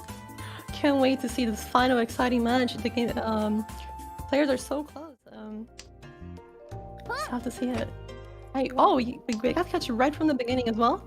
The grabber going to be our first dealer, Sayai the second, already starting out strong with one of his own Yakuhai wind. We'll have Perry as the third dealer, and Jumbo on the left. going to be our last dealer. That's right. And speaking of dealer, our dealer in the east position, the grabber, catches a couple east tiles here. That's pretty exciting. The grabber needing this, down at -21. Ooh, but Jumbo here getting some nice tiles. Has Dora 3 potential for. I don't think if you have Dora 3 like this, you would go all the way for the half flush, but there is a possibility depending on the tiles drawn. That's right. It will give Jumbo a few more points if they choose to go for the half flush. It will make the hand a lot slower. Jumbo is 1 away from Tenpai already, so going for the half flush will require 3 tiles to be discarded. A lot slower, a little bit more valuable, so I think you're right in your assessment. And I guess we'll just have to see who can win it first. Wow, Jumbo actually managed to pick up another good tile and already calls Richie. Waiting on the 7 and 4, a very good wait. And okay, so this is not quite a Pinfu. That would have been a bit too strong. We'll see if Jumbo can get this hand. It would be worth a lot of points. That's right, that's right. The grabber almost doesn't have a choice but to push against the hand. There's actually a lot of ways the grabber can get to Tenpai without dealing in those 4 or 7, so Perry is kind of the same way here. Yeah, Perry actually has two of the deal-in tiles, but looks like Perry can use those in his hand. And from the last few games, it does seem like he has. Ooh, I was gonna say Spider Sense, but Jumbo managed to pick up the Sumo. That's gonna be an extra Han. Reach, Sumo, Dora 3. So it looks like we will be quote unquote only a manga, but still on East 1, Jumbo in his position. That's going to be a very, very nice lead. Definitely very welcome here for Jumbo. That's right. The grabber ending up temporarily in 4th place in this game. Not where they want to be, but perhaps they have a lot of game to go. They still have 1 more dealer turn. We will see what happens here. You can see here Saya on his first dealership already has a pair of Yakuai. It does have another pair of honors, which is not quite as good, but can be used as a pair. Could see maybe with this triplet being picked up, could end up going for a triplet send maybe? Yeah, it's looking like Sai could have a very strong dealer start here. Jumbo across the table has been having some really good luck today. Also looking like a pretty quick hand. The grabber's not doing too badly themselves, looking for that comeback. Really good draw from Jumbo there, the 4-so. Pushing them up to 1 away from Tenpai. Calling makes them Tenpai. 1 Han only, but 1 Han is all they need. If they get first place in this match, they win the entire thing. That's right. We'll have to see it. This hand is actually already looking pretty good. Saya might discard this here, and he does. That's going to be a dealership. Jumbo only needs 1 Han, as you said, to keep the game moving, and it's actually looking like a pretty impressive performance for Jumbo so far. That's right. Another tile is cut down by Kazuha there, and another 1,000 points go to Jumbo. East 3 actually moving really quickly in this final game so far. Hopefully we will have time for some of these players to try and mount a defense against Jumbo's relentless attack. We can see Perry here has a decent hand. 3 pairs, 1 of them is Yakuhai to start. Jumbo on the right, no signs of slowing down. 2 completed melds and a pair. Across the table, the grabber now has 1 completed meld, 2 pairs. The south is unfortunately not Yakuhai for them, so they won't be able to call easily. On the left, Sai 1 away from Tenpai. That's really good. Tanyao, Pinfu, Dora 1. Possible Sanj, or possible mixed triple sequence with the right draws. And Jumbo is also 1 away right now. It is kind of a hard weight to get. It needs the 2 and the 4, the 2 inside weights. But as I say that, he draws the 4, and is now ready to win. And Sai finds the perfect draw, pairs up the Dora. Guaranteed Tanyao and Pinfu if they win this hand. A huge two-way battle so far. Maybe three-way? It's a two-way battle. And in fact, it's a two-way battle on the same tile, so they'll be fighting for that tile, and Perry draws it, but with 2 Regis on the table, with his defense, I find it hard to believe that they'll drop it, but we'll see. Since this is the last game of the night, you gotta make it count. That's right. So Perry looking like they are defending for now. Cuts the red dragons, did not call the red dragon to make a triplet, and hopefully they can continue. It's actually pretty difficult to defend against 2 players at the same time. Yeah, it is pretty tricky. Fortunately for Perry, they are waiting on similar weights. That's right. Just have to be careful not to be misled. Just try to discard the safest styles you can, because Perry's actually in a very nice position. It is possible if Jumbo, for example, didn't get a very nice, didn't actually get a nice win, and if Perry stays second, you could still try and get a win like that. That's right, we can see Sai threatening the table here with some emotes. Oh, I don't know, in Perry's situation, we are sort of running out of tiles? No, Perry's getting a number of safe tiles, but sometimes when I'm trapped between 2 Reachies on the left on the right, you know, my head kind of feels like a watermelon. It's got the hard skull on the outside, but on the inside, my brain is all red and mushy like the inside of a watermelon. And I just have to try and keep the structure strong and not let it get mushed away. Yeah, that's right. You need a lot of discipline to be able to defend from 2 Reachies like this, and Perry is able to. Looks like they are... Oh no! I was gonna say, there's only 1 left because the grabber found one, but there we go. That's the last one. Sai gets it, and that's going to be a Mahjong. Oh, no, it's a Haneman even, Haneman. because of the self-draw. That's right. Completely missed that. It's quite a big hand, and Sai, who... I mean, Jamo was looking very, very good, but Sai with that Hanuman. That's right. Not poised to take it. Sai does not win on a first place, but as long as they come ahead of Jumbo by 23.13 points, it looks like, from the back end. So far, they are ahead of Jumbo by 5,000 points plus 10,000 in the UMA. That's 15,000.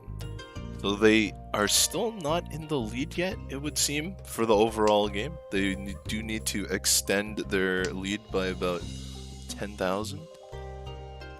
When we see the grabber here, maybe a possibility for a mixed triple sequence. These hands, as we have seen in the past, can be quite valuable, but I think he opts for a different kind of hand. Maybe doesn't want Jumbo to do some crazy shenanigans with dealer repeats. That's right, that's right. I don't think anyone wants their opponents to do crazy shenanigans with dealer repeats, but it's going to be kind of hard to stop Jumbo here. Oh, actually, the grabber manages to pick up the triplet of V's concealed, and I think now they actually have... That'll do it. Not a great weight. Maybe they'll look for a better weight. Maybe they'll hang around for more. Nope, they're going right in. Yeah, finds value in just putting the Riichi out there. I'm hoping you can get the Ipatsumo. That's true. There's only 1 8-man left in the wall, but the one in Sai-Ai's hand might come out if they get closer to Tenpai. Janbo not super likely to discard their 8-man, but you know, if they pair up the 7-man, they might be convinced later down the road. And as we saw yesterday, a 1 is all you need. Looks like Jumbo is deciding to fold here, at least for the meanwhile. That's true. He's not looking to give up his first position, not only in the game, but also, I mean, in the tournament, but also in this game. That's He's right. in second right now and would not like to give that advantage up. Although Sai-Ai is 1 away from Tenpai, so Sai-Ai might be able to put out an unexpected attack here. We'll see. Saya has to be very careful. He does have a one overflowing tile that would be very useful for the grabber, who would actually be the winning tile. That's right. Perry kind of moving towards a half flush, but I think it's more out of defense than offense. This does make Sai Tenpai. No Yaku, so they have to reach it though if they're going to strike. They go for they go for silent, so they are looking to sumo that 7 mon. Oh, Dora! Oh, that's difficult. Throws it. It is inside Suji against the Richi. The 2 and 8 so both squeeze that 5 so on both sides of the open-ended weight. But a lot of times people will single weight on Dora, so it's still a very scary discard. It is very scary, and oh wow, Perry actually a little bit unpredicted. Actually pawning and trying to open up the hand. Yeah, well, realizes that, you know, being 17,000 quite a bit below the others, wants to he's battling for it. That's right. Let's take it off. This is the last game, so Perry knows that a low position is not great. Sai rotated their hand, avoided dealing out the 8 mon, and so ends up waiting on 2-5-8 mon, collects the 5 mon, and extends their lead. Is that 10,000? That is more than 10,000. So currently, Sai is winning the entire tournament right now. Sai is winning the entire tournament. And that was a masterful play by Saya. Had so many dangerous tiles, but still managed to keep it afloat and actually won despite the Richi. That was some very good Mawashi. Actually, if I double check, I could be wrong here. Sai is up by 12. 12 plus 10 is 22. No, they still need 1.13. They need 1,130. So you got to round that up. 1,200. They need just a tiny bit more. I'll let you do the math for now. I'll just take your word for it. That's right. So they basically need 1 Han sumo or 2 Han from anyone else to be ahead of the game, or for Jumbo to fall into 3rd place, essentially. This game is going actually pretty fast, but the hands have been nothing but short of excitement.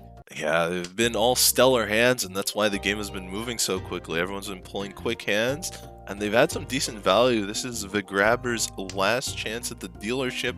Of course, if the grabber gets the right tiles, it could go 3, 4, 5, 10 dealerships. That might give them the longevity they need to come back. So far, their hand is not bad. They have a Dora. Calls for speed here. It's a good idea to keep your hopes alive. Ooh, Sai, star of the round right now, picks up a Dora.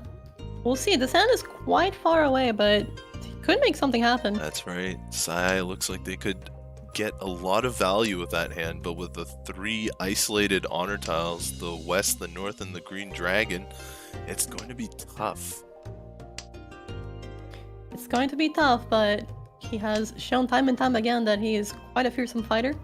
We'll see though. Yeah, the grabber, with that call, being able to call even more and really desperately needing to make some repeats happen here. We'll see what he can do. Oh.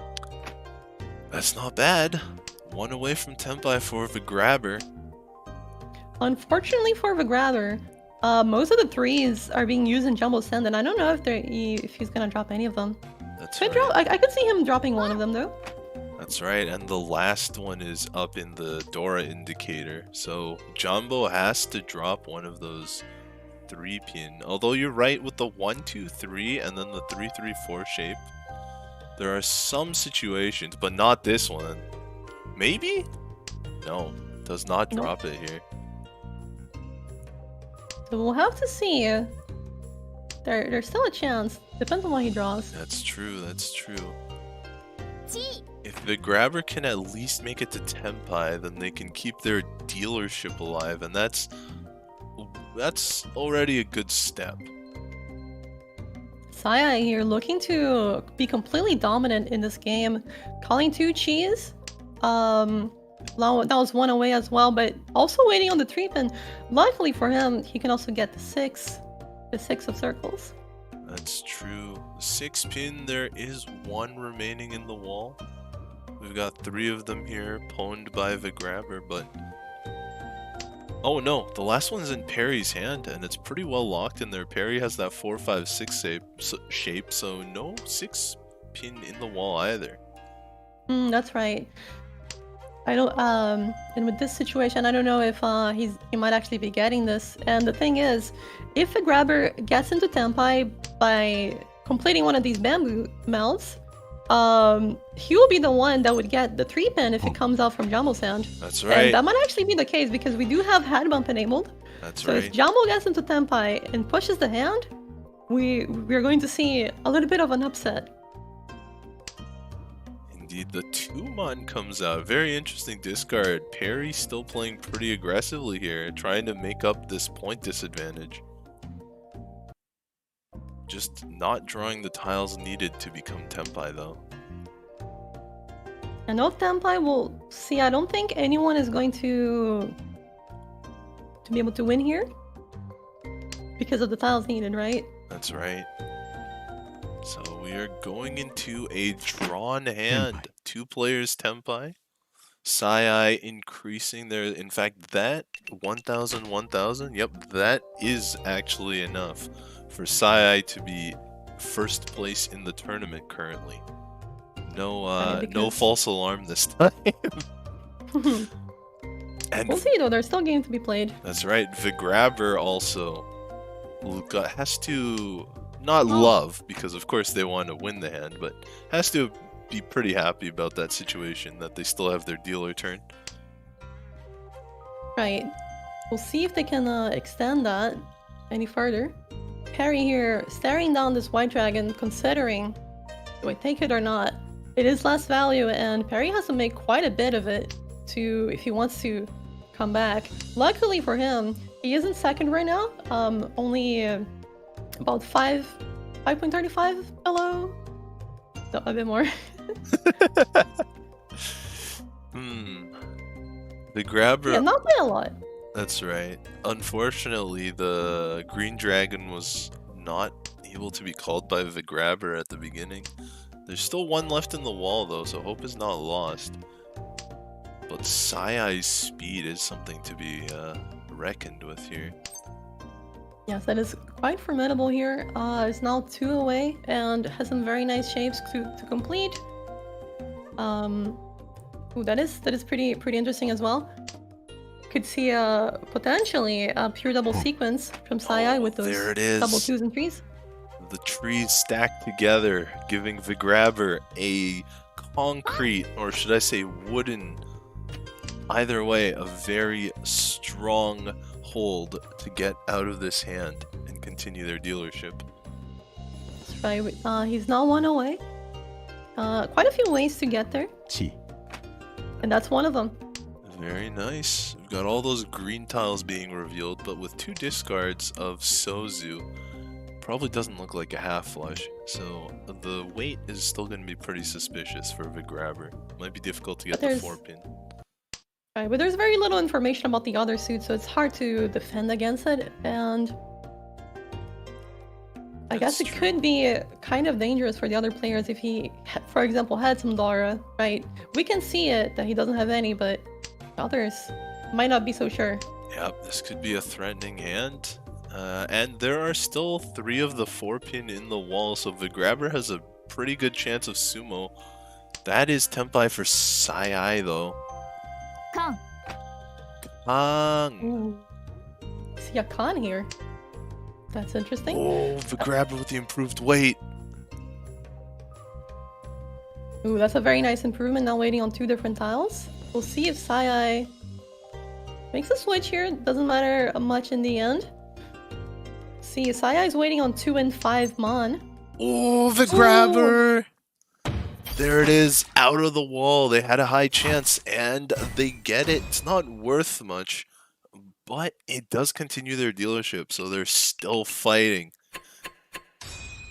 They're chopping that tree down little by little. They had 3 trees connected there, those green dragons in their last hand. They're gonna grow the fire little by little by chopping the tree down. This hand, Yeah, this hand is not bad for the grabber. They have a full meld in that 7, 8, 9 pin. That's a good improvement. And they have a pair as well with the Dora. So this could be the first really big hit that the grabber makes. Sai not doing too badly on the right. Perry is a little bit slow, but does have that white dragon Yakuhai. And then on the left, Jonbo is doing pretty well. A triplet and 3 pairs. Very nice. You gotta remember that the most important thing for Jumbo right now is to maintain this, because he does have a massive advantage. And sure, Sai is ahead by a lot, and I think it still puts him into first overall, but Jumbo doesn't have to make the whole difference. Doesn't have to get first to actually come out on top on this tournament. That's right. In fact, Sai is currently in first by less than 1,000 points right now, so it's a really close race between them. The grabber just doesn't want to hear any of that. The grabber is just focusing on their own path to the top. Ooh, and we see here a switch for Jumbo into a half flush, calling the 9. And that's usually when you see this kind of hand, it doesn't leave a lot to imagination, right? It's fairly obvious what he's doing to the other players. That's right. And Jonbo is 1 away from Tenpai, but to other players it could very well look Tenpai. Sai still willing to take the risk. Perry has been playing very aggressively because of their position, so Perry's still taking the risk. Jonbo does not take the Tenpai, is going for the monster points here. Jonbo is going for the full flush. The grabber, beautiful Riichi here. Riichi Pinfu, pure double sequence, Dora 1. Ooh, but this is very dangerous. Now Jumbo is in Tenpai for a monster Mangan hand, and the grabber in Riichi cannot defend himself against it. That's right. It's gonna be a race to see who wins it. Across the table, Perry is trying to make something happen. Are they going to discard the wrong pair here? No, they go for the dragons, the safer pair. Ooh, that's 6. That could be so bad, but that's not quite dealing in yet. That's right. Oh, that's a scary tile. Yeah, Perry hasn't thrown. Oh no, from the grabber! No. Jumbo manages to get his dream hand from that hand. You would not think full flush, but here it is. A full flush. We don't get to see this very often, and it's a very hard hand to get, but worth 8,000 points directly onto the grabber, and now that's going to put a wrench in the grabber's plans. That's right. The grabber was slowly climbing up, and they saw that ray of hope, and unfortunately, that ray of hope, that Pinzu tile, became a Manzu tile, and it just collected with all the other Manzu tiles, and Jumbo picked up 8,000 points. The grabber is going to need some large hands without any dealer repeats now. They're going to need to play big, go big or go home. And it's so hard in this format to make such big hands out of nowhere because you don't have the red Doras. That's right. And especially when Saya is getting all the luck with the Dora, starting the hand with 2 of them already. Yeah, Sai's hand is quite strong. They have the open option of Tanyao.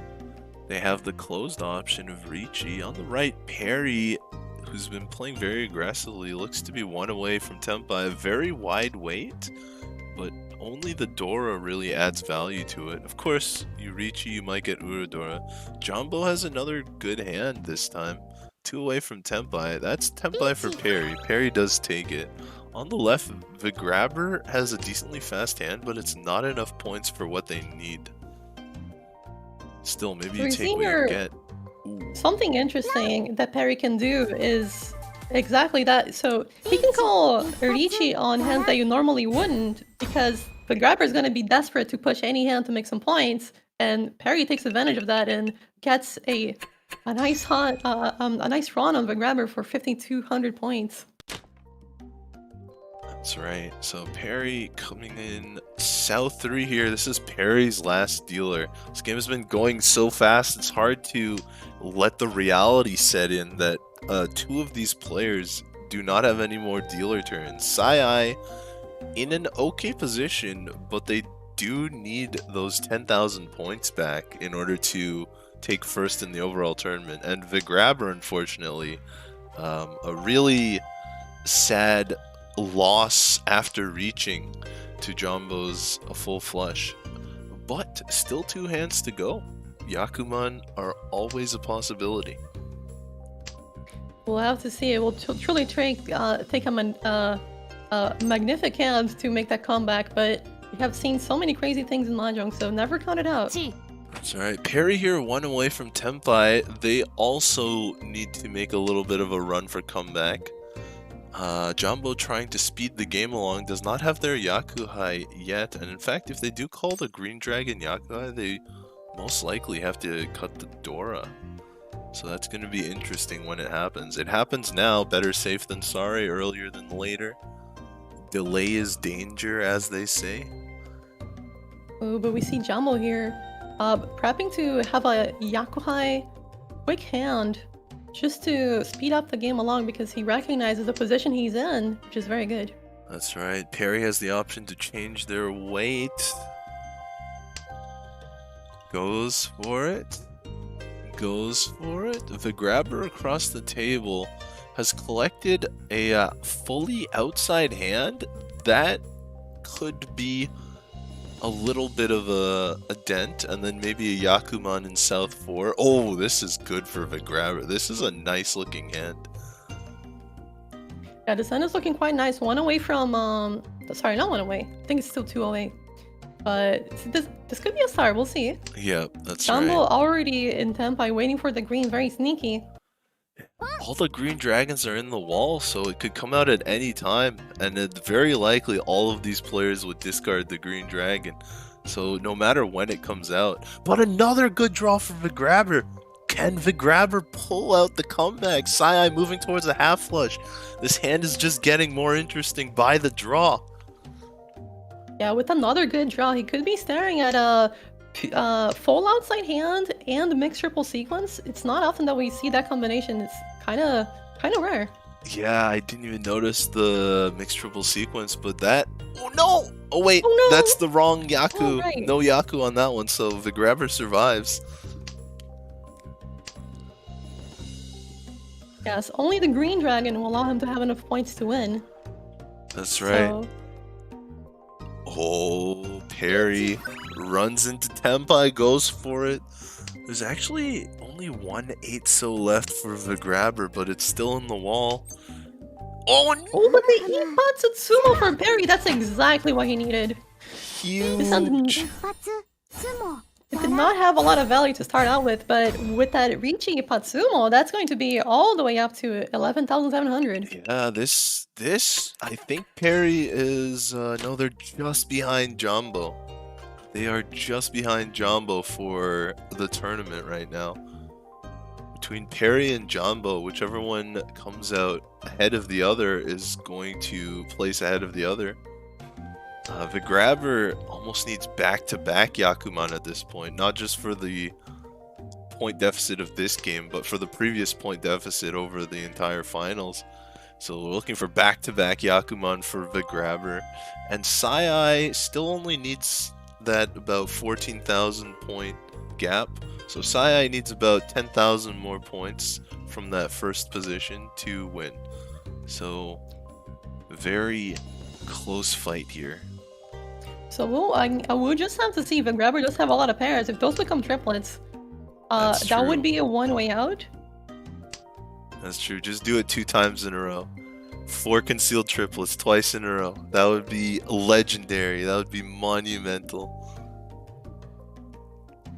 That would be quite something to not only see but to comment. Like, it's not often that would happen in a real match, but getting to commentate it is always a treat. Yep. So for our other players' hands, a lot of pairs showing up.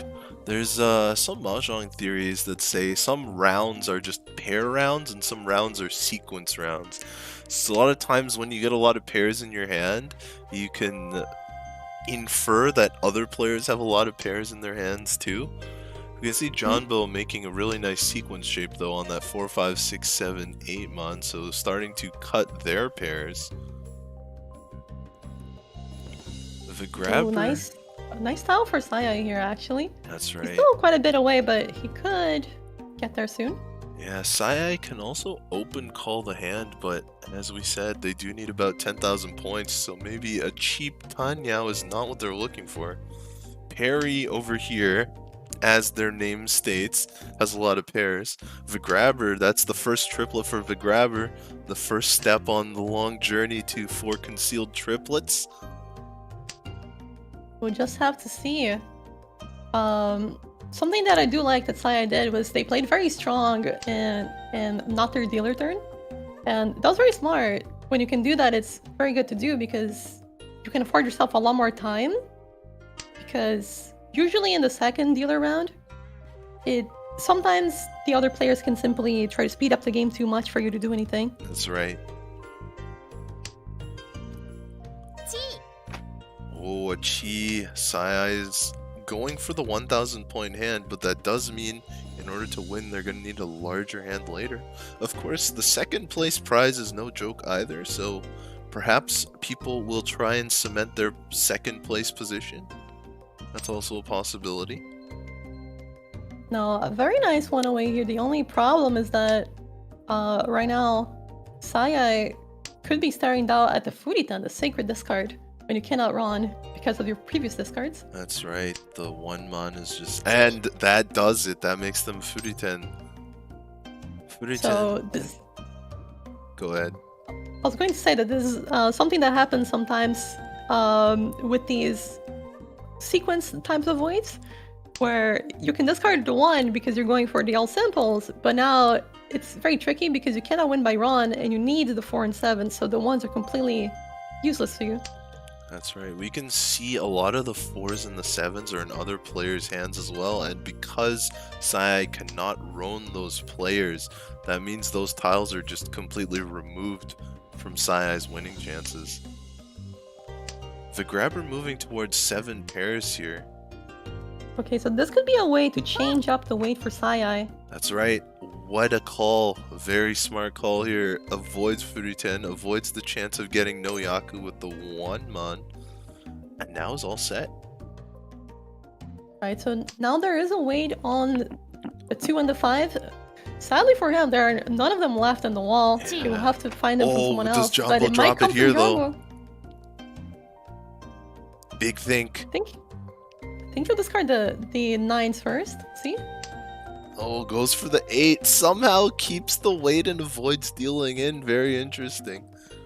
Spidey senses. Interested to see what Jumbo's plan is. I wonder if he's just simply going for the end of round points from being Tenpai. Yeah, the Tenpai at draw. Just to hold their position. Because Jumbo doesn't need to come in first. They just need to keep that gap between them and Sai less than 14,000.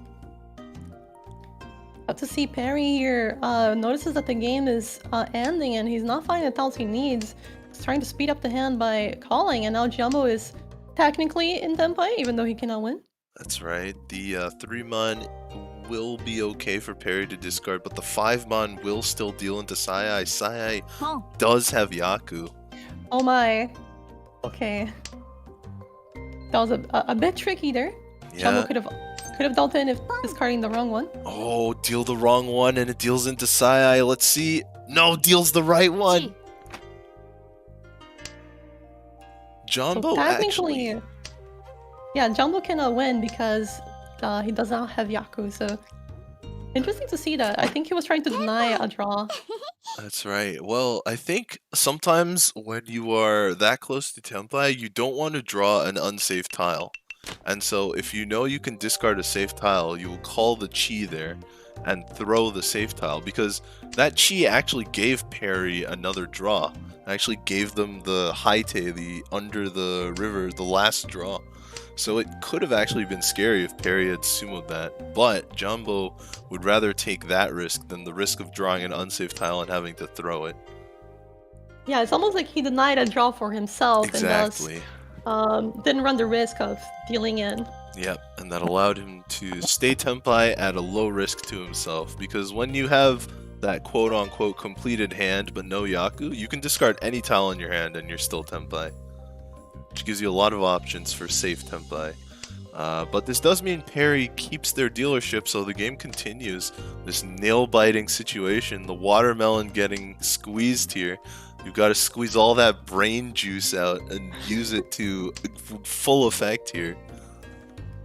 We'll have to see if Perry can keep it up. There's now a very small difference between Perry and Jumbo. He is obviously trying to get that first. See if he can make it. Whew. This is tense, even just commentating. The players have gotta be calculating like a super processor. Need some supercomputers for this game.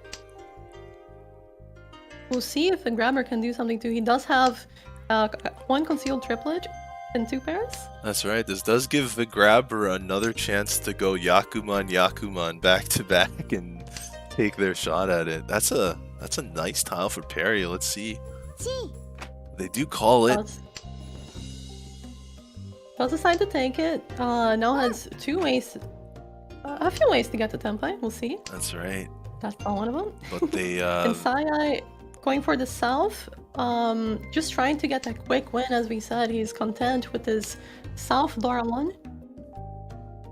Yeah, Perry has to make Tanyao here to actually win. リーチ Oh, the grabber.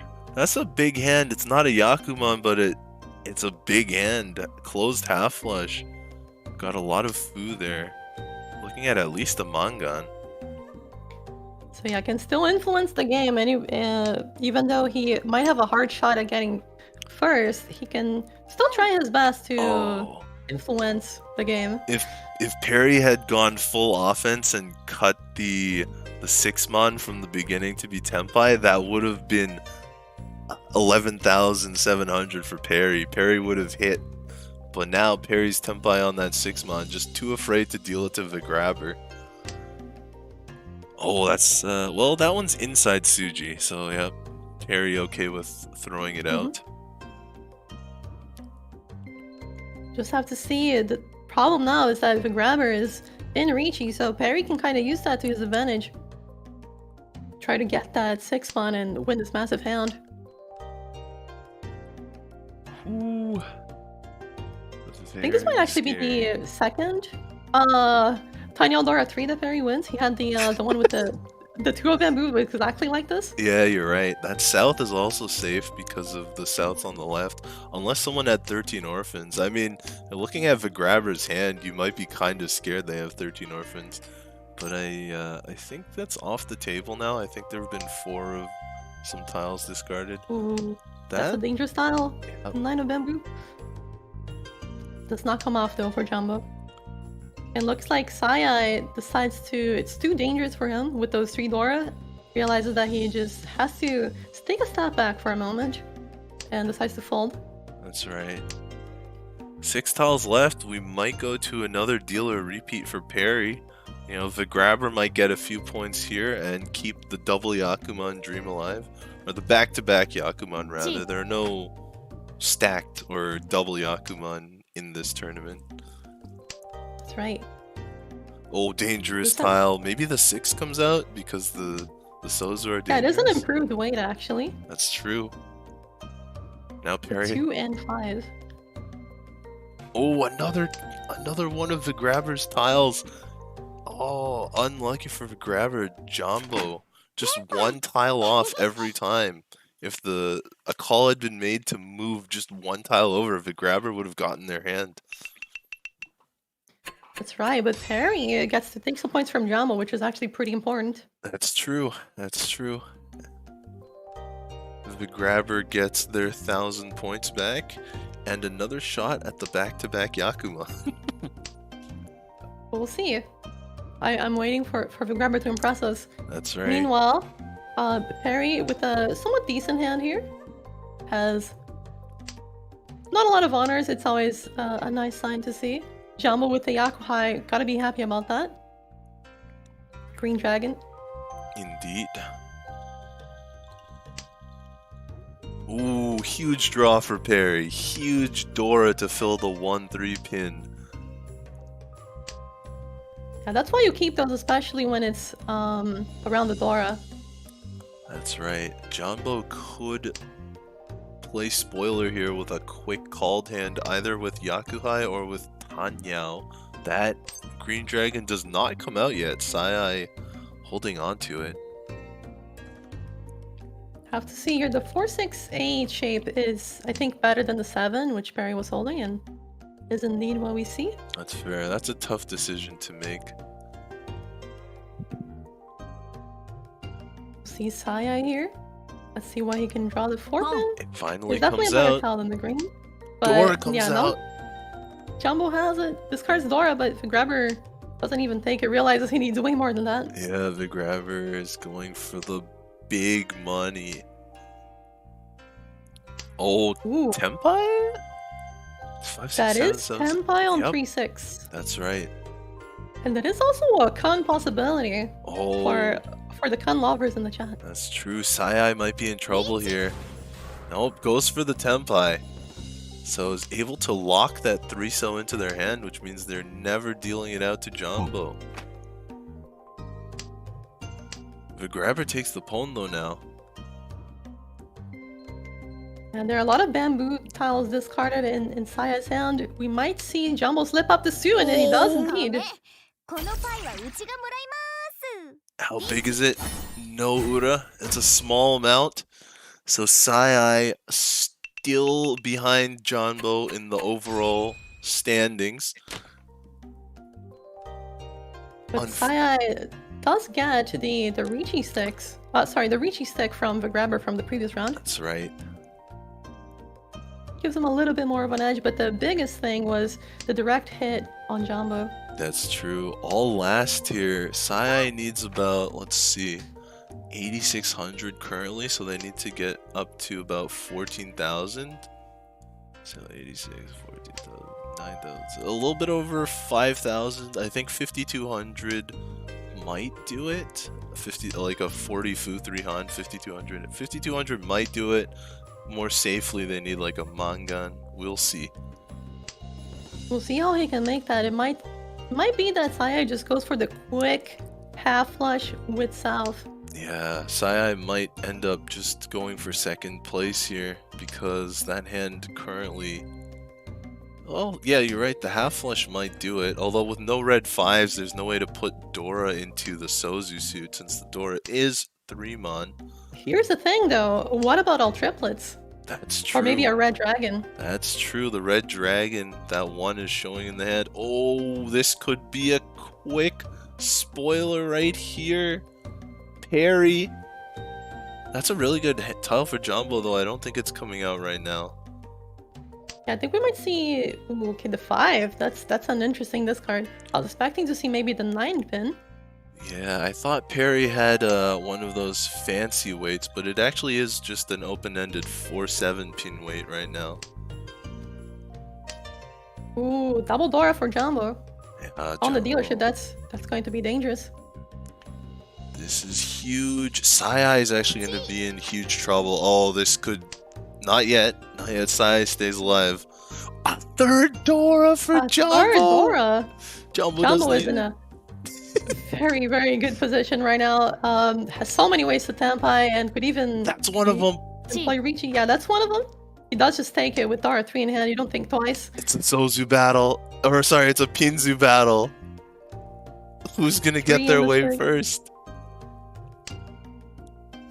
Can actually only win on the 6s right now unless one of the 3s is dropped. Discarded. Oh, you're right, because Jumbo is in third place. That's 20 points of placement bonus. I forgot that Sayai is ahead of Jumbo. That's right. We'll have to see. This is crazy. With the battle of the Pinzu, 4 and 7 versus 3 and 6.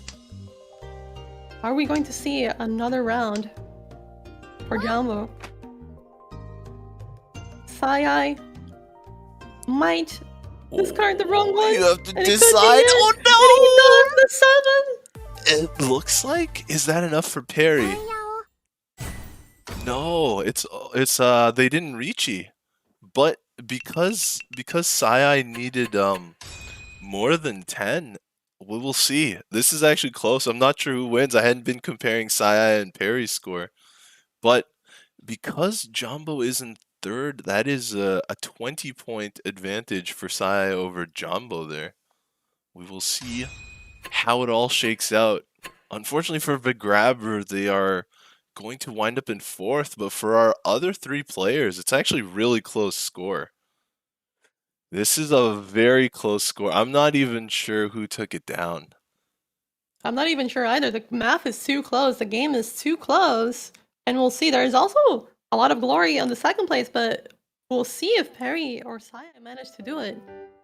That's Or right. if everyone's shooting for the glory of first. So the scores are coming in now. Our great calculators in the back are crunching the numbers eagerly, and it looks like we have a final score. Drum roll, please. Drum roll. Da-da-da-da-da. What is it? It is Perry. Sai did not have enough points. Perry calculated correctly, taking that closed tempai, the silent tempai, without reaching. It was enough. Perry takes the win by just over 3 points. About 3.4 points there. Sai, with that first place in Game 3, comes in second. About 42.48. Jumbo, because they fell to third place, is also going to end up third place in the tournament. That's 38.15. And the grabber, unfortunately, they tried extremely hard. They came in top 8 in the lead, but just did not have the luck today to make it happen. So the grabber will be taking fourth place.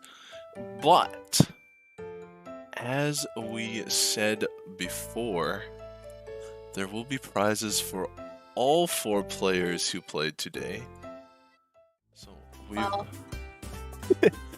That's right. Perry at the top has that priority pass the advanced tournaments, the $300 Amazon gift card, the summon scrolls, 50 of them, the fortune charm, the portrait frame, and the trophy. Second place, Sai will be receiving a $150 Amazon e-gift card. That is pretty cool, pretty cool. They will also be getting the 30 summon scrolls and a fortune charm. Third place, Jumbo, still respectable, $100 Amazon e-gift card.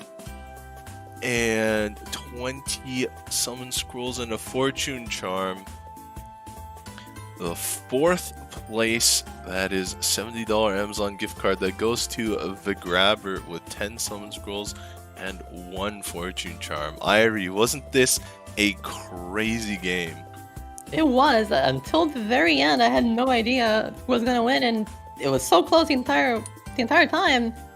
Jumbo looked so prepped to take it after game 1. He came in so strong, and after game 1, with a very strong first place showing as well, he looked like he might take it all. And at the very end too, Sai had some really nice hands on the second game and on the third one. But Perry managing to come out on top, parrying that Sai from first place and managing to steal it. So close, so close. And so well calculated as well. Many times Perry had those spider senses, sensing that something was wrong, making the right play, doing everything perfectly to manage to win those hands.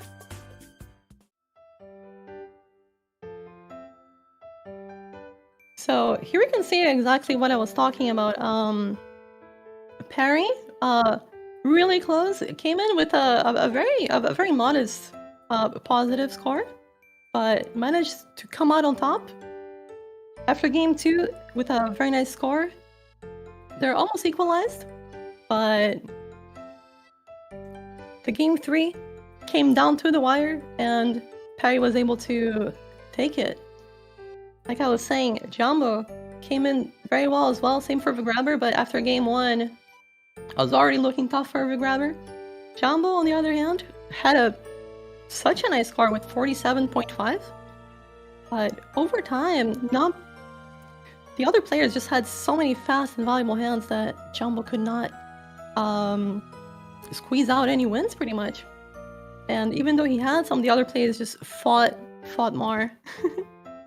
But all of these players being able to get here is just impressive, right? The quality of the players is so extreme. They simply just have these senses, the ability to calculate these weights and the defense as well. Very impressive. So Perry, of course, very, very deserving. All the players who made it to top 16 played in the tournament, played very well. We saw the highlights as well. If you didn't, you can check out the highlight reels and the previous day. And you can see all the amazing plays that these players did.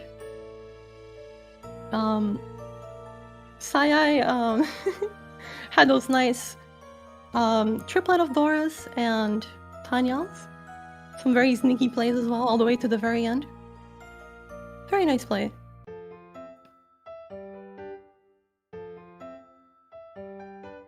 So, yeah, that would be the champion, Perry. Congratulations on being the winner of this No Tiger World Cup Catfood Bowl liner.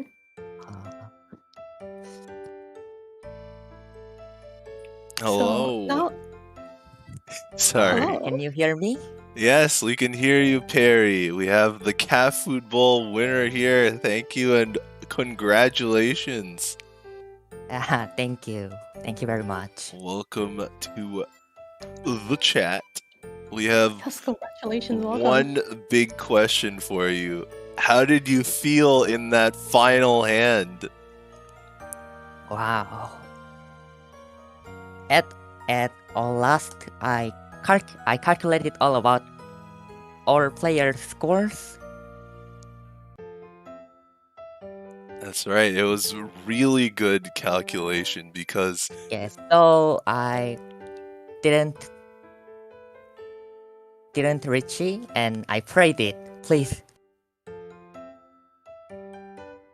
For 4P and 7P, I prayed a lot.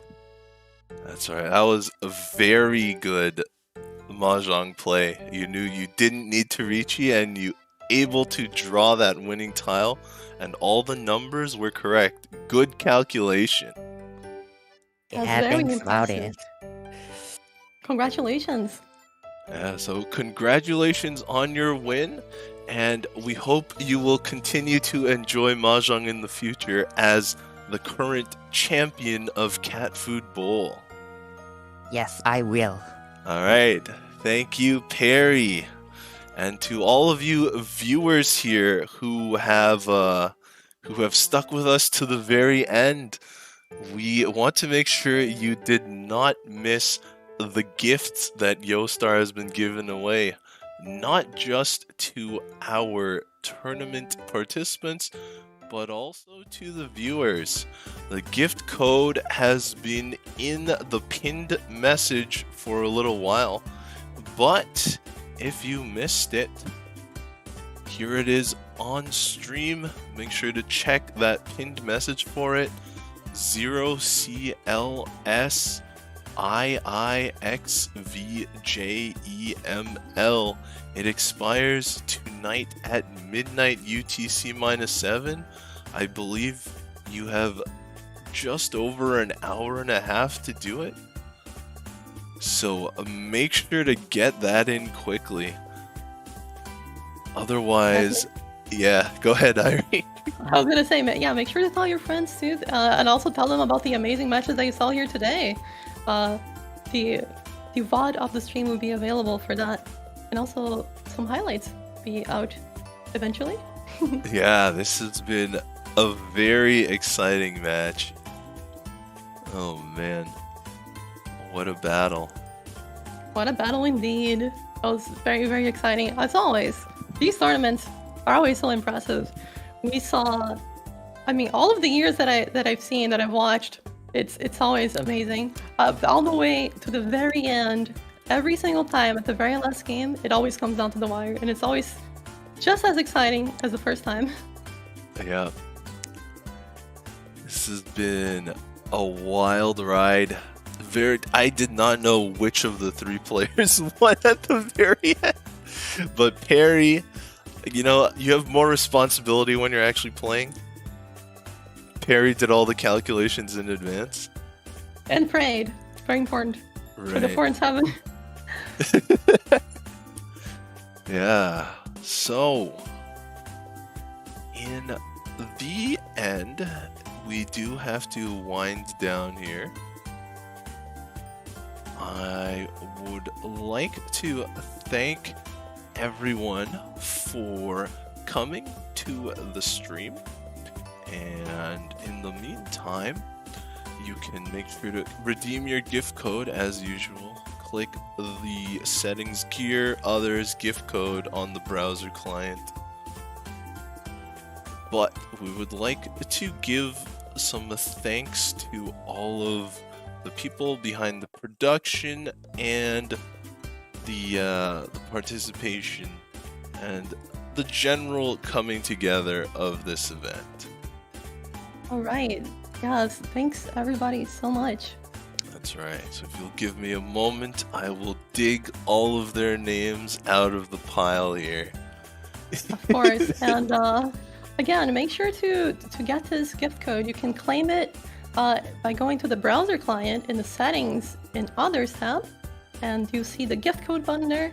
Reminder, only on the browser client, and it is in the chat right now in a pinned message by Yostar, so you can see it right there. All right. Hope you guys have had enough time to get that in. If not, remember to check the pinned chat comment in the YouTube chat. Here are our credits for today. We'd like to thank the Reach Mahjong of New York staff producer for the organization, the back end running of the tournament, and making sure everything went smoothly. Luke Morgan, you may have seen him in chat. I was your MC for today. We had... streamer. That's right. Also streamer or commentators. We've got myself, Irene TV, who's with me right now, and PON Crow, who did the first 2 games of each day. Very, very exciting and very entertaining. Also educational. I hope you guys learned something too.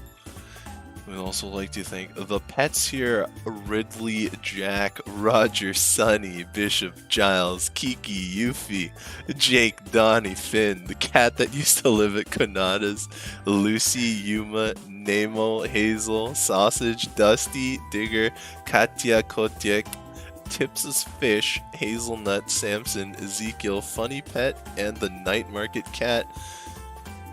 Also like to thank Catfood Studios for the development of Mahjong Soul, and Yostar for the publishing, the sponsoring, and organizing this Catfood Bowl.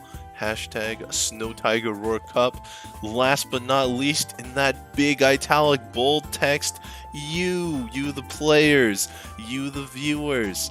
Thank you for watching and helping to turn this event into a success.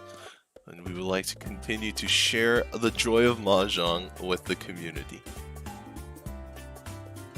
Alright, so Irie, any last words before we depart? Just thank you everybody. We did out for you for the to bring amazing content for you guys, the tournaments, and I hope you really enjoyed it. And you can always check out the previous ones that we've casted as well. That's right, and again, congratulations to Perry and all of our competitors. You can follow the official channels for the latest releases. Twitter at MahjongSoul_EN, Facebook at MahjongSoulEN, no underscore in that one. And you can join the Discord community at discord.gg/MahjongSoul. Thank you for watching. This has been the Catfood Bowl Snow Tiger Roar Cup. Good night.